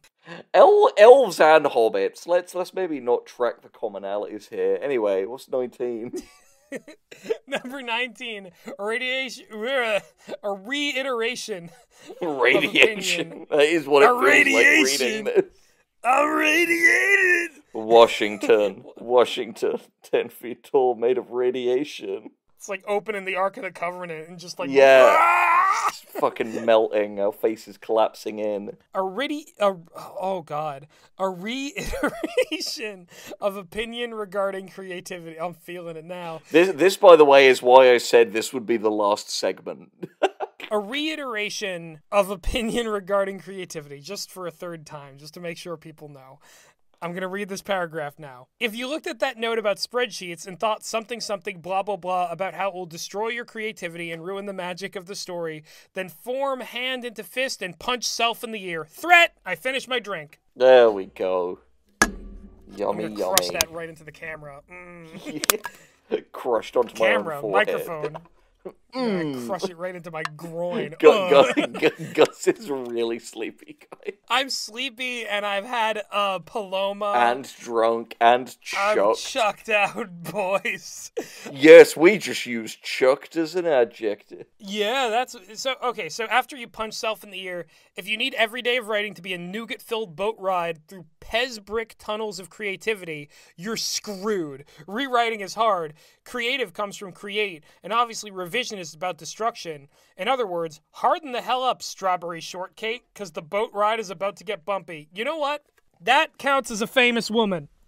I'm opening my second Paloma. I would also just say, like, yeah, I get it. Not every day of writing is going to be a picnic. Sometimes it will feel like buggering through. Spreadsheets are not the answer. That's the thing. Maybe it's not the most constructive way to approach just getting it done as, like, atomizing every single aspect of your work into a fucking spreadsheet. It's so stupid to be like, you gotta harden the hell up. And open Microsoft Excel. And put things into the spreadsheet, because that's the way to alleviate it. And if you're not doing that, you're you're just a weird baby person who would never write things. Like, Chuck, you don't even believe that from time to time. It's so true. Yeah, who are you? Mr. fucking Fonts over here. Fucking Fonts, more like Ponce. Anyway. Yeah. Ponce de Leon, bitch. He discovered the well of not the well of youth, not the fountain of youth, but the fountain of trying to fit in with the kids. The fountain of piss. The fountain of piss, yeah. The fountain of elf porn. All right. Number 20. Put the fun in fundamentals. Yeah. You can't revise if you don't know how to write. Same if you don't know the tenets of a good story. How would you fix basic goddamn problems if you can't find them in the first place? Well, how'd you get this far? If you didn't really doesn't feel like a tip, Chuck. Really doesn't feel like you wrote it, even tried with this tip, Chuck. Really putting in the effort. You're really nailing it. Oh, you're like, I'm gonna get to the end. I only got 4 tips to go. Let's just move on. Let's do it. Fuck him. Number 21. A trail of dead darlings. Don't misread that old chestnut, kill your darlings. Too many writers read this as, excise those parts of the work that I love. That would be like, find the most attractive feature on your body and cut it off with garden shears. Incepting me, that's a threat. I think you're just looking for excuses at this point. What makes you say that? What about this situation would drive me to do that, Henry? God damn those Wendig boys. They drive me to drink. Oh, you should leave the parts you love intact, provided they work. Killing your darlings is about that word, darling. Elements that are precious preening peacocks, that only exist to draw attention to themselves. Those are the components that deserve an ice axe to the back of the brainstem. That's another threat. You're such a dipshit if you think that kill your darlings means remove all the bits you like. Yeah, no, it's true. And I think he's saying this for hey, if you're a fucking drooling moron who thinks this thing that I just told you think, you're an idiot. Pushes down into the dirt. Pulls out his ice pick. Yeah, and what's he going on about peacocks for? We actually know a very nice and very talented peacock. Exactly. Who's in Killjam XXX as the lead character. Exactly. Alrighty, next one. We're so close to the end, and I can feel my life fading. Number 22. Look for these things and beat them to death. Then replace. Fucking Mr. Beat. Oh, we got a primo list of things on this. You ready? Yeah, let's hear them. What are we beating to death? In no particular order. Awkward and unclear language. Malapropisms. Punctuation abuse. A lack of variety in sentences. A lack of variety in the page's structure. Plot holes. Inconsistency. John wears a pork pie hat on page 70, but a ferret coiled around his head on page 75. Passive language, wishy-washy writing, purple prose, an excess of adverbs, bad or broken formatting, cliches, wobbly tense and or POV, redundant language, run-on sentences, sentence fragments, junk language, cold sores, mouse turds, light switches that don't turn anything on, porno mustaches, dancing elves. Really, you could just keep going. It's so genius. It's so genius how he throws... A dinosaur with a big cock. An armadillo wearing a top hat. A monster truck with a mouth that says you should call your family more often. I think, what are we doing? I think it's just so clever how he throws those in so you don't know what on the list you're supposed to take seriously. That's clever. What am I supposed to know whether to beat to death? I need my fists hunger for the supple, destructible form of the things I need to beat to death. What is the next tip? Number 23, clarity above cleverness, or how poetry lives in simplicity. Poetry gets a bad rap. Everyone always assumes it's a source of purple overwrought language, like it's some kind of virus that infects good, clean American language and turns it into something a Ponzi... See, he says the word too, so I can get away with it. 11th grade poet might sing. Poetry lurks in simple language. Great story does too. You don't need big words or tangled phrasings or clever stunting to convey beautiful and profound ideas. In subsequent drafts, seek clarity before writing your... In subsequent giraffes who are on... Give me a drug. Give me a G-drug. Fuck, what are G-drugs? Galaxy gas. That's what they call NOS these days. Galaxy gas giraffe. All right. Let's do it. Go. You seek clarity. Be forthright in your language. Clarity and confidence should rule your writing, and the revision process is the time to demonstrate this. Write with strength. Write to be understood. Write with power. Write with power. That doesn't mean no metaphors. It just means metaphors whose beauty exists in their simplicity. Kicking, fucking, sex, freedom, baby. Do you know he's become like a weird, Christian, pro-Trump grifter now? To the surprise of no one. Oh, Jeremy Fragrance. I thought you were going to say, Chuck Wendig. That's one of the few sins he hasn't committed. No, Jeremy Fragrance. I would be genuinely surprised because it would be like, Chuck, did you just identify with the symbol of the blue check mark that much? Yeah, that whatever it represents, you are loyal to it? Yes, nothing has ever summed up my being more than that emblem that is the blue circle with a check mark inside of it. He bent the knee. From the day I was born. He bent the knee to Lord Elon. Fuck them all. Those are the guys I'll beat to death in Minecraft, in Roblox, in Fortnite, in Unicorn Overlord. Number 24, don't make me say it again. Read your shit out loud. I don't care if the dog is looking at you like you're crazy. If you're on the subway, hey, people think you're a mental patient. Oh well. Seriously though, I hate to repeat myself, but I am nothing if not a parrot squawking my own beliefs back at you again and again. Take your work, script, fiction, nonfiction, whatever, and read it aloud. Read it aloud. Read it aloud. The hilarious irony is he hasn't said that yet. Yeah, no, it's true. It's true. He didn't say It's that. it's the one thing he hasn't repeated ad nauseum up to this point. I mean, it's like there's a little bit of ableism in there. A little bit of like, potential animal abuse and ignore the animal abuse. A little bit of like, he is a parrot squawking his own beliefs, but he's gaslighting us into believing that he's given advice that he hasn't given yet, and he's saying, "Read it aloud," and we had to. Okay, read it aloud. Read it. We'll fucking finish your shit. We've been doing it this whole time, Gus. I mean, Chuck. I mean, you are Gus. Fuck it. Last tip. I am Chuck. Last. No, I am Chuck. I'm I Negan. am Chuck Wendig. I wrote this book. It's the like Chuck sitting across from us. You know that one scene in Mandy where like Jeremiah Sand is trying to like possess her, and their like faces are like coagulating. That's us with Chuck. Exactly. Chuck Wendig was a righteous man whose heart was filled with love. He was a kick-ass writer with 1,000 tips and one. Oh my god. Alright, what's the last tip? Number 25. Get clean. Do as I say, not as I do, I guess. Backwards hat, sitting on the chair with a wide stance. Ultimate lesson. Clinging to a first draft and resisting revision is a symptom of addiction. Well, I don't like where this is heading. This is a little loaded. Yeah. You may be huffing the smell coming off your own stink. What? What? What? The only way you can get clean is when you want to get clean. And the same goes with revisions. You're only going to manage strong and proper revisions when you're eager and willing to do so. Revising and rewriting is the purest, most fan-fracking-tastic way of taking a mediocre manifestation of an otherwise good idea and making the execution match what exists inside your head.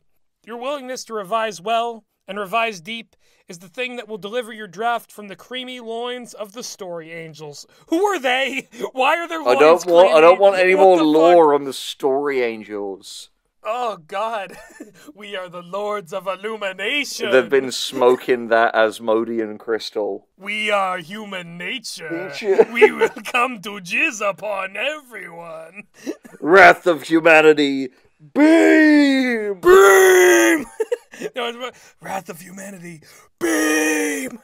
If you want to have your brain even more melted than this just did, go from this and immediately go check out our video on that one amazing movie called Gamers, Destroy Anime Girls and Find Jesus. Yes, yeah, gamers destroy anime girls and find Jesus. And Henry, so many of the weird out-of-pocket things will finally make sense. So funny thing, the way that this PDF worked is that I actually did not realize that it was highlighting the section we were in.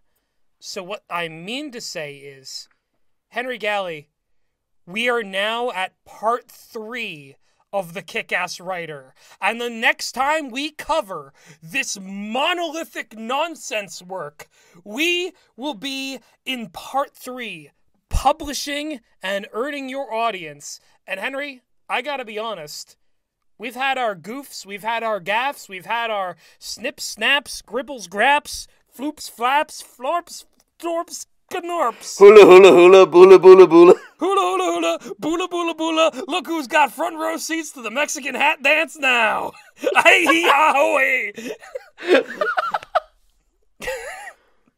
that the What end? I'm trying to say.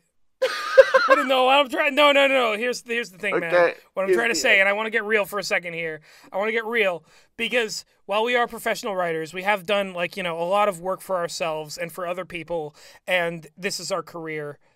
Publishing and earning an audience is a constant and ever-changing uphill battle, and a market that seems ever more designed to keep more and more people out.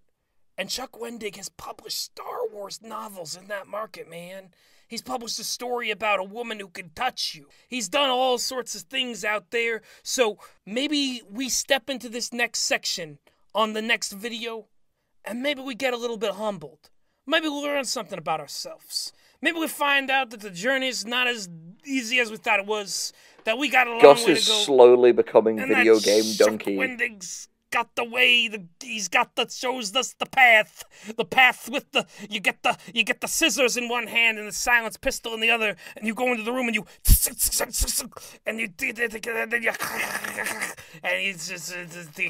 find the writers, you find the other writers, and you kill them, and that's how you get it. That's how you good. That's how you Good night, everybody. And we'll see you next time in the near future. Like, subscribe, and do not hide unwanted things in the fog.